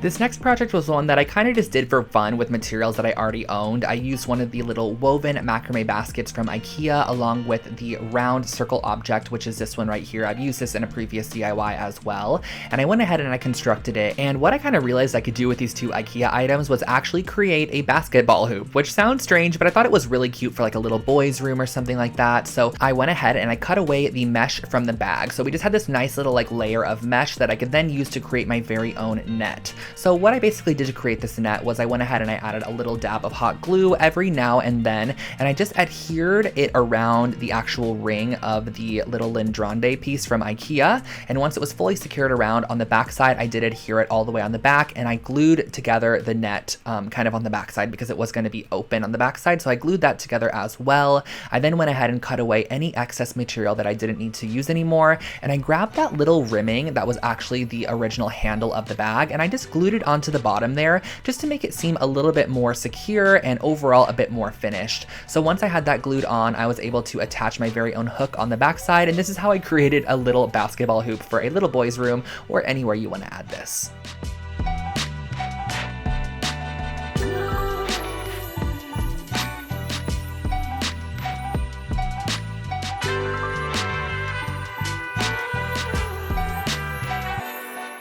Now this next project was a super cute idea, and I'm going to share with you guys how I would probably do it a little bit differently. So I started off with this plate holder from IKEA, and I cut one side off of the plate holder so that I had the little middle stick sections attached to one side still. So as you can see, this is the piece that I'm going to be using. But something I did for this project, I don't know why I did this, but I just glued it down with some strong bond adhesive when I definitely should have drilled some holes in there and kind of lodged the wood pieces in there so it's a bit more secure, along with some glue as well. Now these shelf brackets I picked up at the dollar store, and I spray painted them with my matte farmhouse black spray paint. And once I had those done, I went ahead and I also sprayed 2 of these little hooks. And my intention for this being used was to actually hang wine glasses upside down on the little dish holder, and then on top you can add wine bottles and anything you want to add on the left side on the hooks.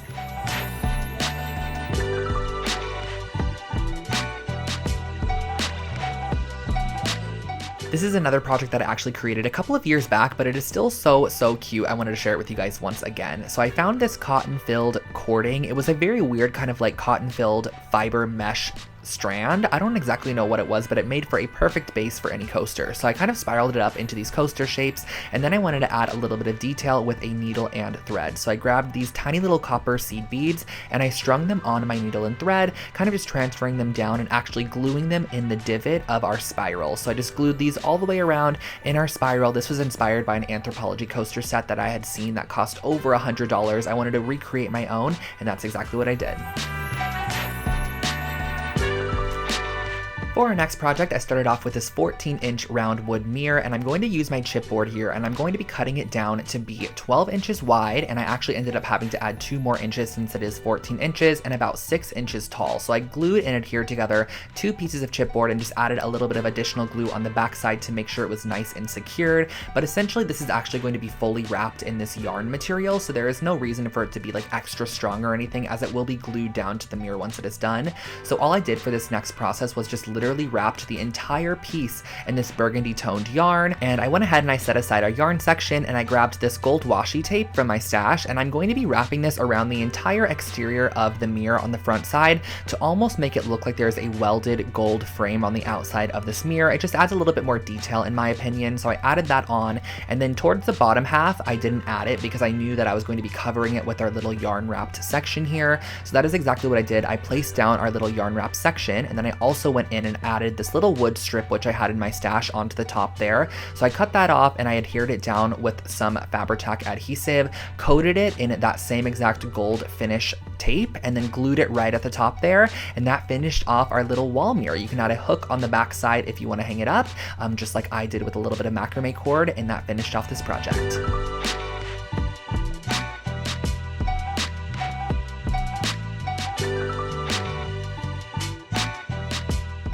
This next project blew up on TikTok, and I knew I wanted to recreate it here on my channel, so I actually grabbed 2 different gallons of soda. This is actually just ginger ale gallons, and I went ahead and I cut the tops off with an X-Acto knife, and I grabbed this fairy light pack. Now, this fairy light pack was from Amazon, and if you plan on running this all the time, I do suggest getting one that plugs directly into the wall as opposed to a battery-operated one, which you're gonna kind of have to hide the cord down the wall if necessary. So what I ended up doing was just using the battery-powered one. I'm just gonna use this on more special occasions. So I went ahead and I glued the battery pack on the inside and glued the 2 pieces together, and then I added a string which is going to be used for hanging it up. I suggest gluing down the string first rather than adding the polyfill, because the string honestly is kind of hard to find once you add all of that polyfill, so make sure to add your string first and then go ahead and just apply clumps of this polyfill material, which is essentially what you use to like stuff a doll or stuff a stuffed animal with, or a pillow. I just glued this on around the outside. And a little tip for you guys that I learned from somebody who actually creates these is to use hairspray to make sure that your polyfill stays together. So you can spray hairspray on it as if it's actual hair, and it will kind of make it stay together a bit more.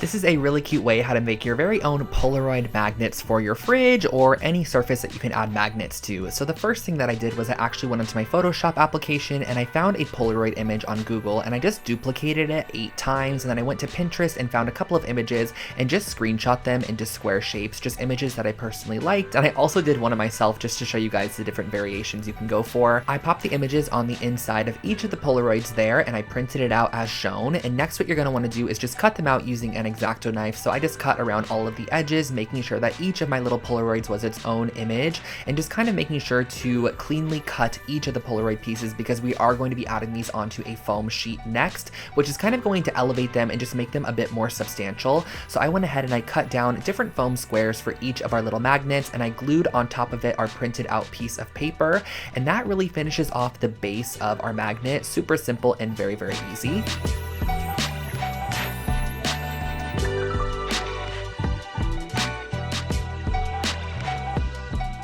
The last step in creating these magnets is just to apply a little magnet on the back side. I just use these little circle ones from the craft store, and you can hang these up on your fridge or wherever you'd like.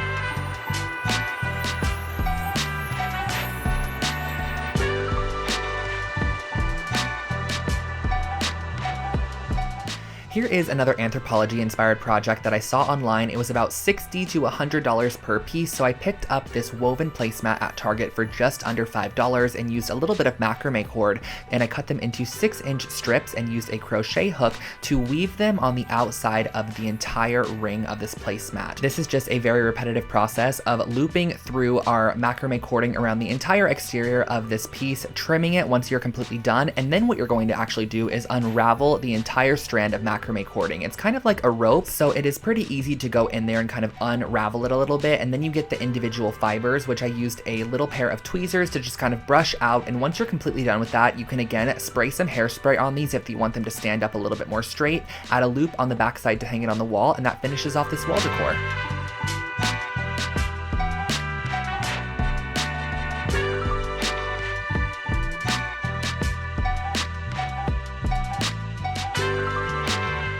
This is a super easy hack to make your very own sea glass vessels. So I got a couple of glass vases from the dollar store, and I'm going to be mixing some Elmer's glue with just some basic food coloring to create basically a colored Elmer's glue.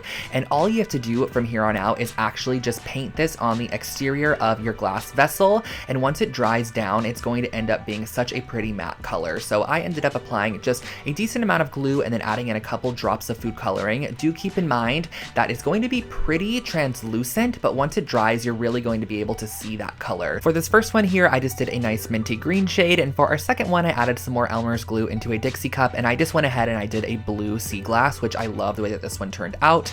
I went ahead and I applied a nice coat on the outside of our vessel, and then you're just gonna let them dry, and once they are dry, they look super cute like this.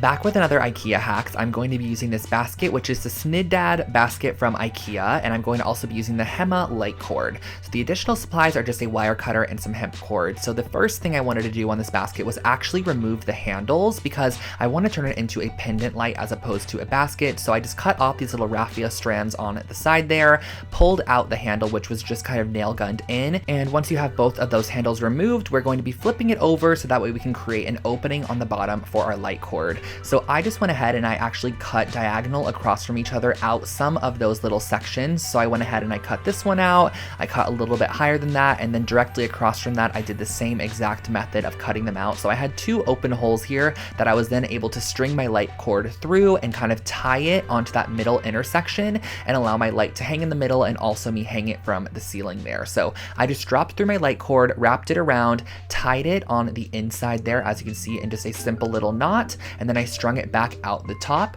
That way I was able to hang it up. Just insert your light bulb and that finishes off this pendant light.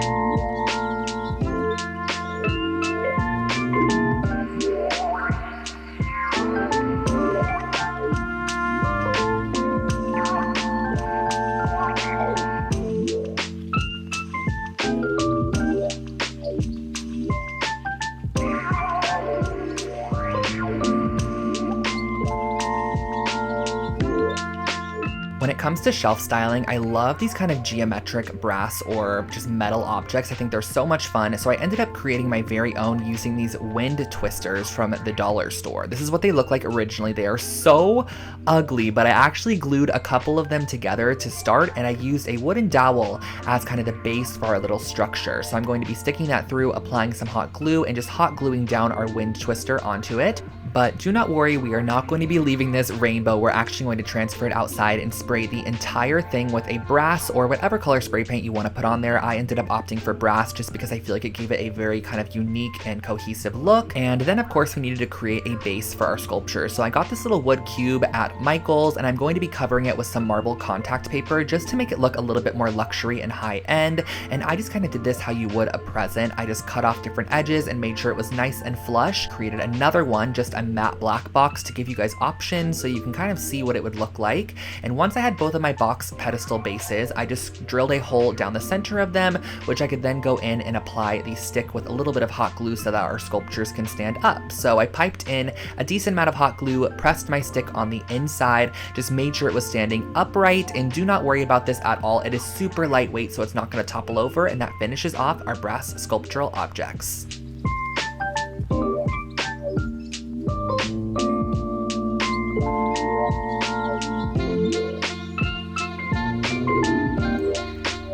If you're into geometric shapes and 3D art, this one is perfect for you. So I basically went ahead and I grabbed these little wooden dowels here that I got at Michael's, and I'm going to be creating some pyramids out of these. So I actually, again, work on parchment paper for these kinds of projects. That way I can easily peel them off once I am done. So I believe that I ended up creating about 7 of these pyramid shapes, and I'm going to be painting 3 of them pink because we are also going to be going onto our canvas and taping off a diagonal section, which we are also going to be painting that same exact pink color. So on the smaller side, we're going to be painting the pink side and adding 3 of our little pyramids that we also painted pink onto that side. On the opposite side, we're going to be adding just our wood pyramids just opposite that, and that really finishes off this art piece. It's super simple, but also very fun.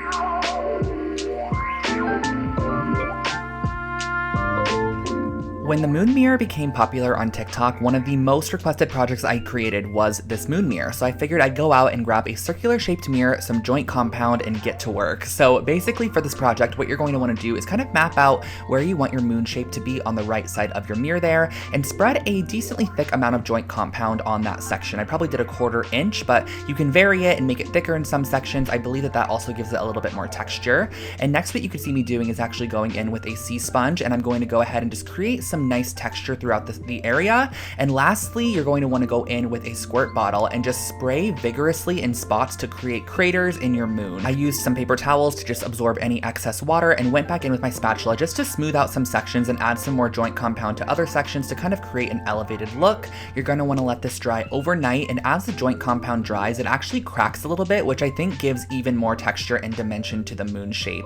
So what I'm going to be doing next is mixing up a little bit of brown acrylic paint with some white to create kind of an off-whitish color, which I'm going to go ahead and paint my entire moon shape with just to give it a full coat of one solid color. And then I'm also going back in with a little bit of diluted brown and just some other whites and spray paints, whatever I want to add in here just to kind of add texture, and that finishes off your moon mirror.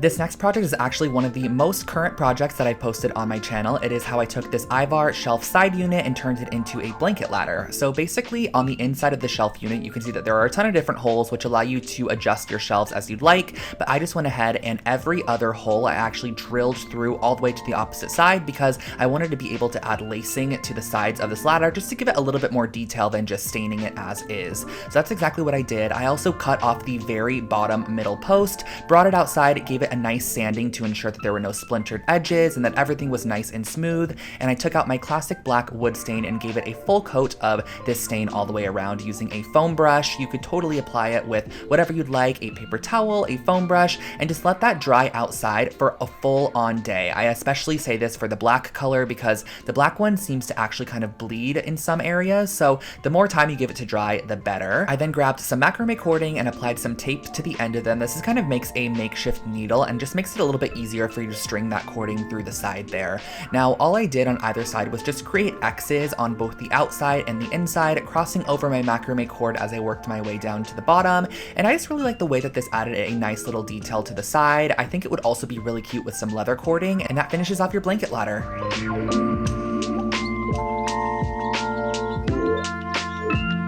For our next project, we are jumping into something a little bit more intermediate when it comes to macrame. I know some of the earlier projects were a bit more simple, but what I'm going to start off by doing is just cutting some long strands, 6-foot strands, and you're going to need 8 of them. I then went ahead and tied all 8 strands into a knot, and this is going to be our very bottom section. So I suggest that you kind of separate them in sections of 2 and create a plus sign with your macrame cord. Now, what you're going to start off by doing is creating a sequence of square knots once again, which is just right over left and then left over right. That's how you create a simple square knot, and I just made these probably about 2 inches from our base section. So we kind of have this little flower shape.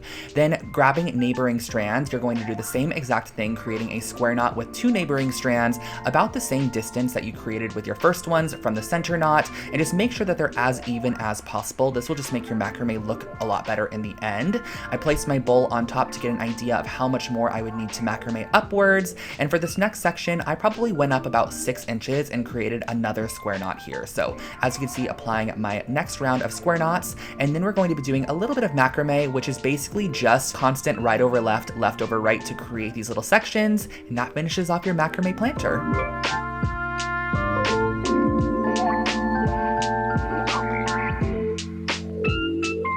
Now this project was a really fun texture that I kind of recreated using some of this lightweight spackle from the dollar store. I also used this glass vessel as well, also from the dollar store. But basically I scooped out this spackling material and it almost has this like moon sand kind of a feeling to it. It feels almost like clay, but it's not too wet, but it's also dry. It just has a very odd texture. So I figured, why don't I try going ahead and applying this to the entire exterior of one of these glass vases and creating almost like a stone finish vase. And this piece only cost me around $3 to create. I used 2 full canisters of that spackling mixture. I also went ahead and applied it on the inside top rim.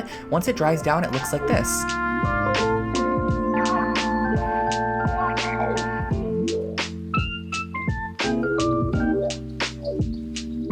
Tiled furniture has been super popular across TikTok and social media lately, but I wanted to downsize it for people that maybe are a little bit intimidated to create their own furniture piece, so we are going to be creating some tile coasters. I got these 2x2 square tiles from a shop in Los Angeles called Floor & Decor, and I cut them out into 2x2 sections to create a small little coaster, and I went ahead and adhered them to a piece of corkboard just because I felt like the cork would be a nice material to kind of sit on top of any tabletop, and the tile will not scratch it. So I adhered those down first on all of my coasters, and went ahead and make sure that they were nicely attached, and then cut them out using an X-Acto knife or a pair of scissors.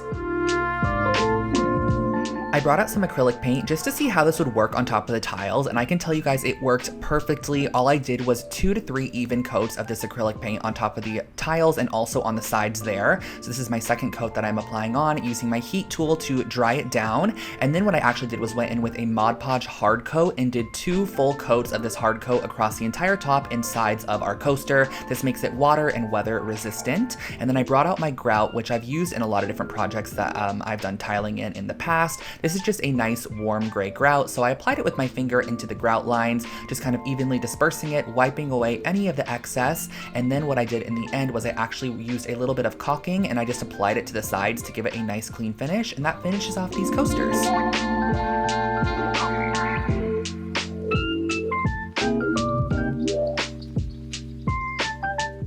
Now here is another project using joint compound. I'm going to be using a canvas and also a spatula and a couple of acrylic paints. So essentially we are going to be mixing up, and I think this is such an aesthetically pleasing project. It just is so nice to watch it be done. I mixed up some paint with some joint compound to create a very thick kind of essentially paint that I then went ahead and spatulaed onto a canvas. So I kind of wanted to do a variation of colors. There was no rhyme or reason to this, but I think it would be really cute if you had an accent color in your space to do like an ombre.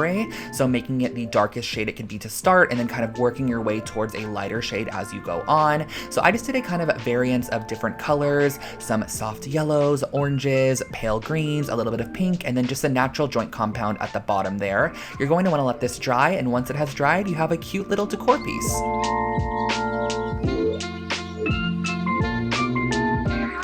I think this next project is one of my favorite pillow DIYs that I've done on this channel. I think it just turned out so cute. I basically ended up using some of this wool roving yarn and cutting them into 3 strip sections because I'm going to be ending up braiding them and turning them into little pieces that we're going to be decorating on top of the pillow. So I started off by tying a knot and leaving just a little bit of a tail on there because we're actually going to be using that as a tassel in the future. And I'm just going ahead and doing a simple braid down this entire section here. Now you're going to need 6 pieces that are 14 inches braided length, and then you're going to need 2 sections that are 4-foot braided length. So once you have all of your strands created here, you're going to go ahead and start decorating your pillow. I'm going to be using Fabri-Tac adhesive, which is a fabric glue that works really great, and kind of following this pillow that I found on Wayfair, but it was $120, and I was like, we can easily create this for way less. I think this project ended up costing around $15 to create, and I used my Fabri-Tac to adhere down my little strips along the front of the pillow.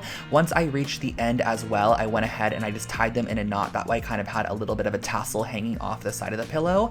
And as you can see here, I'm cutting those tassel edges, and that really finishes off this pillow. It turned out so freaking cute in the end, and I think this is a really fun project.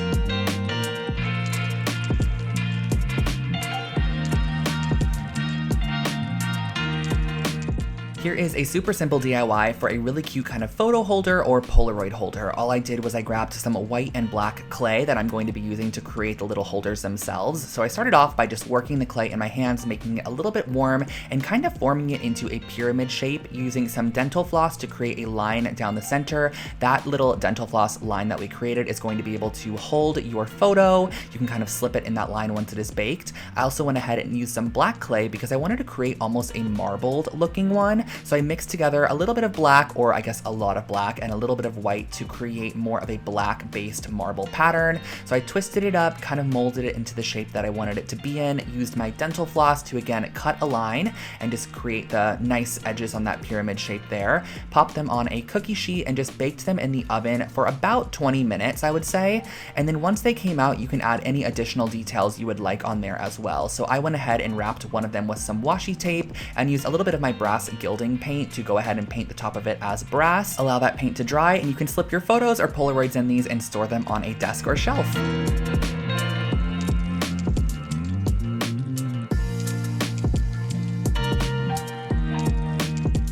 This next project is a shell trinket tray with a little bit of an artistic touch. So I basically went ahead and found these large shells on Amazon, and I'm going to be using the inverse of the shell to create some small trinket trays. On this first one, I'm using some black acrylic paint just to almost create like a Dalmatian spotted abstract pattern.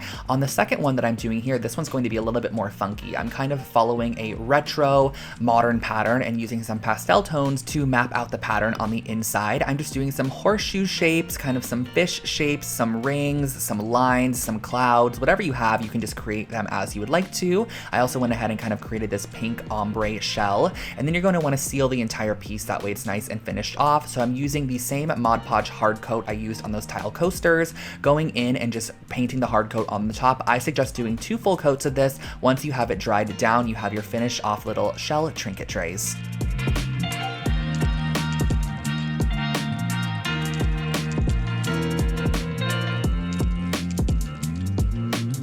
Whenever I would go to the dollar store, I would always see these hula hoops, and I finally picked one up and decided I'm going to be creating a DIY with this. So I ripped off the exterior pink and silver lining, and I spray painted the hoop black to start, and then I used these campfire skewers that are also from the dollar store, and I applied a little bit of wood stain to them. So using the early American wood stain, I just wanted to warm them up a little bit as they were kind of more on the yellow side, and then I used my industrial scissors to go ahead and cut these down to the lengths that I wanted them to be. These are basically going to be 2 different strips in the middle section that we are going to be applying some yarn to. So for our underside, we're going to be applying this more tan tone. So I did 2 to 3 strips per section and just kind of lark's head knotted it onto our dowel there.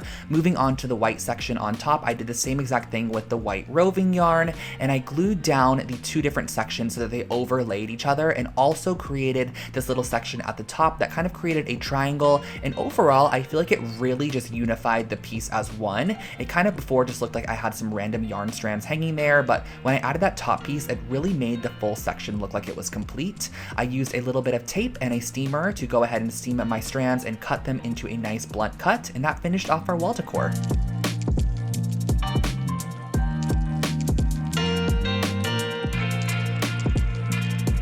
I absolutely loved the way this wall decor piece turned out. It was so freaking cute. So I went ahead and started off by taking this little balsa wood piece that I got at the craft store, and I cut it into a 2-foot long section. So using my saw, I cut that down, and then I went ahead and I cut a ton of pieces of macrame cording at the same exact length. I believe for this project, I cut them to about 4-foot long sections, but you can totally alter it as you would like to. And using some hot glue, I went ahead and started placing down my strips. Now you're going to want to figure out how many strips you want to have in your first section, because we are then going to be transferring them over to the opposite side and gluing them down. So you're firstly going to want to figure out how long that section of macrame glued down is. It was about 10 inches, so I measured in 10 inches on the opposite side, so I knew where to start gluing down, because you're going to want to basically start with your first strand that you glued down, glue that first strand down to your 10-inch marked section on the opposite side, and continue along. Once you have them all glued down, you can actually bring this over to a dye bath and give it a nice dip dye. So I started off with a light color, kind of dipping it all the way in, adding a bit more dye, dipping it partial way in, adding a little bit more dye, and then dipping it a little bit of the way in. And then once you are fully finished with this piece, you can let it dry, and that finishes off your ombre macrame wall decor.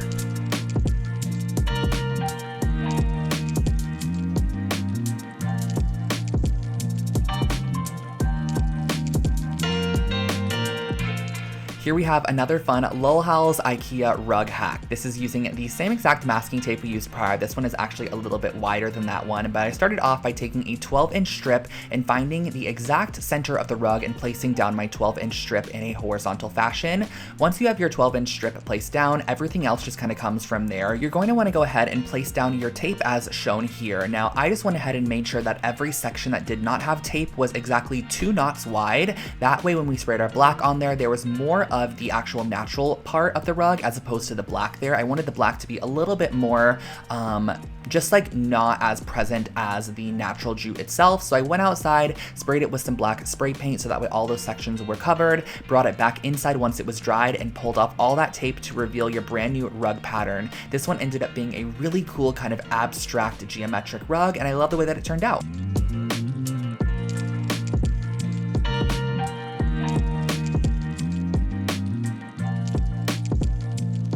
This was actually a project that I created out of need for this specific piece. I really wanted a cement tissue box holder, so I decided why don't I go ahead and create my own. So I went ahead and I mixed Mod Podge with cement mix. So my reasoning behind this was I felt like if I was just go ahead and mix up the concrete as you normally would with some water, it would probably just fall right off the exterior of our tissue box holder. So I went ahead and I mixed it up with Mod Podge to kind of create more of a pasty glue material, which I was then able to brush on top of this raw wood box, which I found at Michael's craft store. So I went ahead and I started by painting a generous coat of our cement paint on the outside here. I think this is a really great technique too, because you can really give anything a nice cement coat finish, like whether it be a table lamp or something thrifted, you can actually give it a pretty decent cement coat with some Mod Podge and some cement powder. Just let it dry and you're good to go.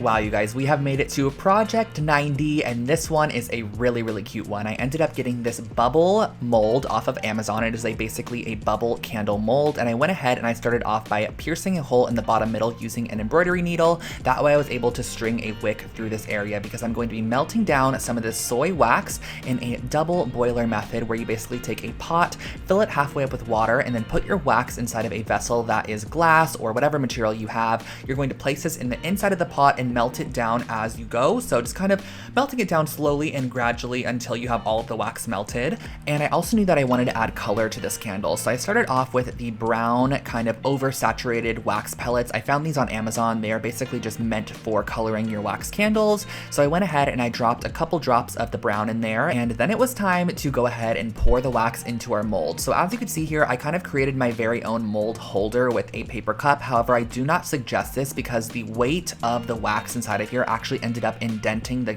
underside of that cup into our candle. So as you can see here, I went ahead and I applied a clothespin to hold the wick in place. I let the wax fully cool, but as I took this one out, I love the color, by the way. It's like a deep caramel color.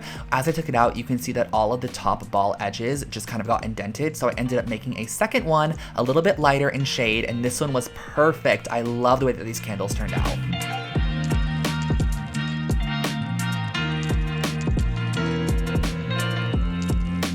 This next project is one that you might not believe is a dollar store based project, but it really is. I got this outdoor wooden picket fence from the dollar store. It was $1.99, and then I went ahead and I used my jigsaw to cut off all of the kind of pieces that were sticking off of the middle section, so you're ending up with a piece that looks like this. I then went ahead and grabbed some sandpaper just to sand down any of those cut edges to ensure they were nice and smooth, and I brought out once again my classic black Varathane wood stain to give this an entire coat of this classic black stain. Now, the thing I liked about this piece in particular is I think it had a finish on it, so it kind of didn't soak in some of the stain, but it allowed you to see some of that wood grain a little bit better, which I loved. So I soaked this piece of raffia cane material in water for about 20 minutes, and then I cut it down to the width of our piece. I'm going to be stapling this to the back side so that you can actually see that woven cane through the little openings on the front side. So using a staple gun, I stapled all the way across the bottom there. I then pulled it taut and stapled across the sides and across all the little middle posts as well. And then on the front side of this piece, I went ahead and I used a drill with a really small drill bit to create a pilot hole for all of our little hooks to go into. I thought this would be such a cute jewelry holder in your bedroom. I feel like it looks super elevated, or even a key holder by your front door. So once you're finished screwing in those hooks, you can just go ahead and hang this wherever you'd like to use it, and that finishes off this project.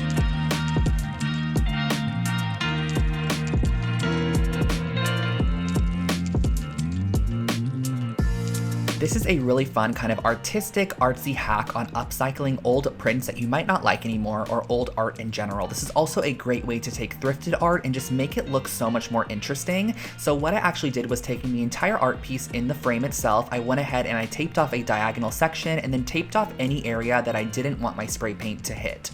I also did the smaller one here, which kind of had an emphasis on yellow in the photo. It had yellow daisies, but on this opposite one, I ended up doing a nice little cream toned paint. On the smaller one, I did a yellow glossy paint, and once you remove the actual tape from these pieces and you have a nice generous coat of the spray paint on there, you just are left with such a unique kind of abstract art piece. And I love how the frame matches the paint on the picture itself. It's just a great way to elevate any old artwork or something that you might not like anymore.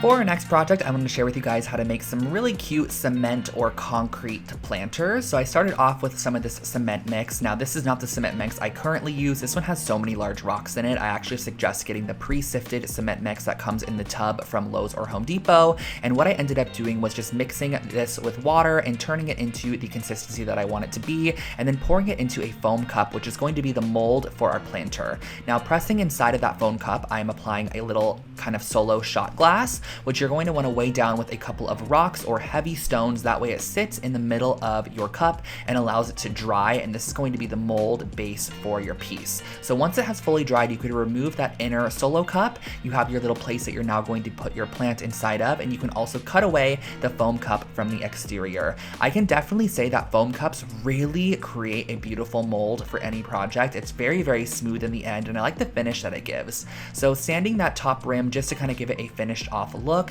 You could then go in with a little bit of paint to add a detail, or just leave it as is. So on the side here, I used my silver gilding paint, and I just painted the side of this silver, making sure I had a nice straight line with my tape. You can also do it horizontally or vertically, but once you have them all taped off, these are your finished concrete planters. If you're in need of a boho pendant light, I have you covered with this IKEA hack. I basically ended up using 2 of these wooden bowls that you could find in the kitchen section with a large hole drill bit, because we are going to be drilling through the exact center of both of these bowls, both the large one and the small bowl. And next what you're going to want to do is go ahead and start stringing some wooden beads onto a jute cord, or whatever cord that you have that kind of matches the color tone of your bowls there. So to get our pendant shape, I'm actually going to be gluing the bowls on the outsides together. So as you can see, it's kind of creating this almost very, I guess, light shape. I feel like this is a very kind of mod light shape. And around the center section where we added the glue, I'm going to be tying on our wooden beads. That's kind of going to add our boho element to this piece. Now for our light cord, I picked up a basic light cord from IKEA, and I ended up wrapping the entire cord with our jute rope. That way it just matched the aesthetic of our pendant light to start. You're going to go ahead and glue this directly down in the center, applying a generous amount of Gorilla Hot glue. You're just going to want something very industrial strength. That way you can press this down in the center. Now on the underside, you're going to want to also apply on this piece, which kind of just finishes it off and makes it look a little bit more finished. And then pop your bulb in and you are good to go.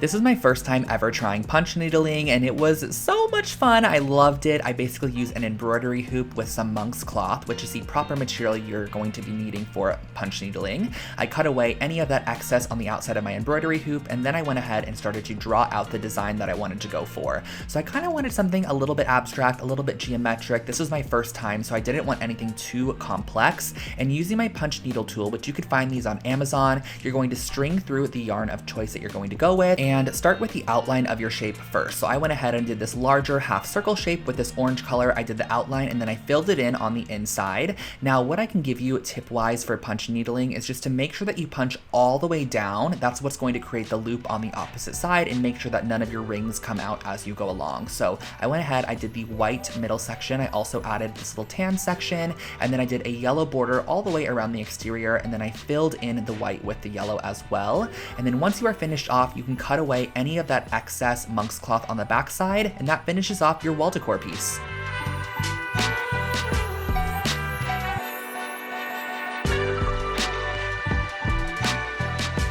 This next project is another super old project on my channel, one of the first DIYs that I ever created, and I wanted to create a little leaning ladder that kind of allowed you to display some of your decor or whatever you wanted to place on here. So I went to the hardware store and I got some wood cut down to the sizes featured in that first frame there, and basically I brought this outside and used nails to nail it together. Now if I was to be recreating this project currently, I would 1000% probably be using either wood glue and some screws, or just screws. I don't suggest using nails for this project, but that is how I went ahead and did it. I just went ahead and I nailed directly through the shelves on my piece along with the side there. Nailed 2 nails into each section, and I just moved my way along, placing shelves where I wanted them to go and using 2 nails to secure them in to place. Super simple and easy, and I styled it like this.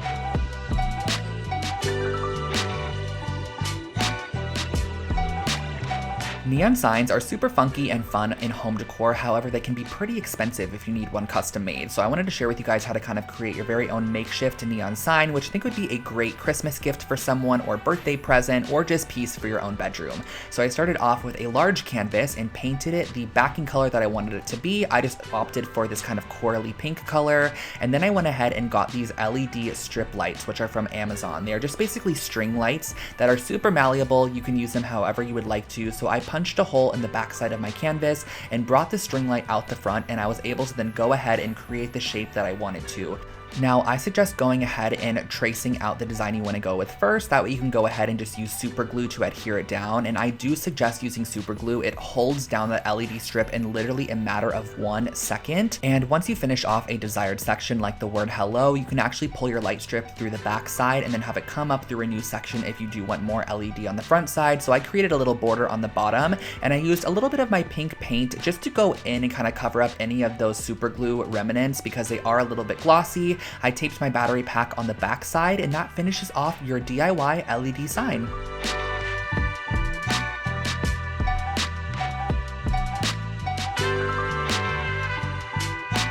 Here I have another fun dollar store project for you guys. So I found these little plant pots at the dollar store. They're basically just like the pots that would essentially be used when plants are first starting out. You kind of grow them in here and transfer them into soil. So I ripped them all apart, and I'm going to be boiling them down in some water. This literally looks like beef. If you guys watch the full tutorial of this project, I talk about how it looks identical to roast beef, and that is basically what it is. But we are going to be using a mixer here to mix it up in a bowl and break down all of our paper fibers, because what we're going to be doing is creating a paper mache bowl using some joint compound and some Elmer's glue. So mixing that into our material to start, which is basically our broken down paper fibers that is all heated up. We're going to want a nice mushy material. Next, you're going to want to go ahead and find some form of mold. So I found this large IKEA bowl. I used some oil on the exterior of it and also added some cling wrap on the outside as well. That way our piece would not stick in the end and it would just nicely come off. So scooping a large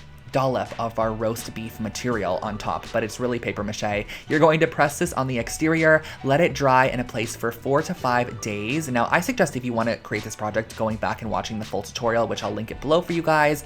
I just went ahead and I painted this with a little bit of cream paint, some black paint. I also added some wood stain to kind of give it a vintage look, and that finished off this bowl.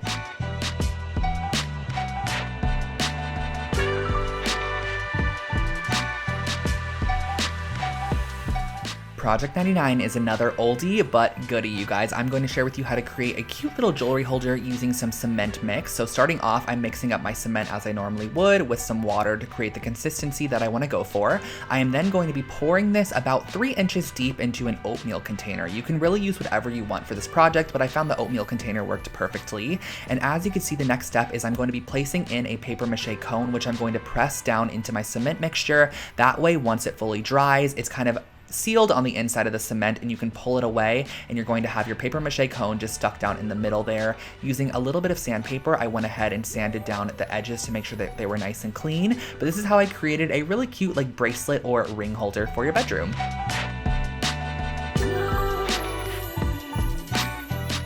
And our last project is a very fun vase project using this pool noodle that I found at the dollar store, along with some of the lightweight spackling from the dollar store as well. I just went ahead and I actually coated the outside of this pool noodle using our lightweight spackling to almost give it a ceramic finish. I really wanted this piece to kind of give off CB2 or Urban Outfitters vase vibes that you would buy for like $150. Now, I went through so many processes of spray painting this piece. I started off with black to start, and I was honestly not a fan. So then I went in with this stone finish spray paint. I sprayed this on there, gave it a generous coat of the stone finish, and once again, I was not the biggest fan. It kind of just had this odd colorway to it, and the black wasn't fully coated. So then I brought it inside and I used some white acrylic paint mixed up with a little bit of tan acrylic paint, mixed that together, and then I fully coated my piece with this paint, and I love the way that it turned out. It totally finished it off and made it look like a really funky retro vase. You can pop some florals on the inside, and that finishes off your vase project.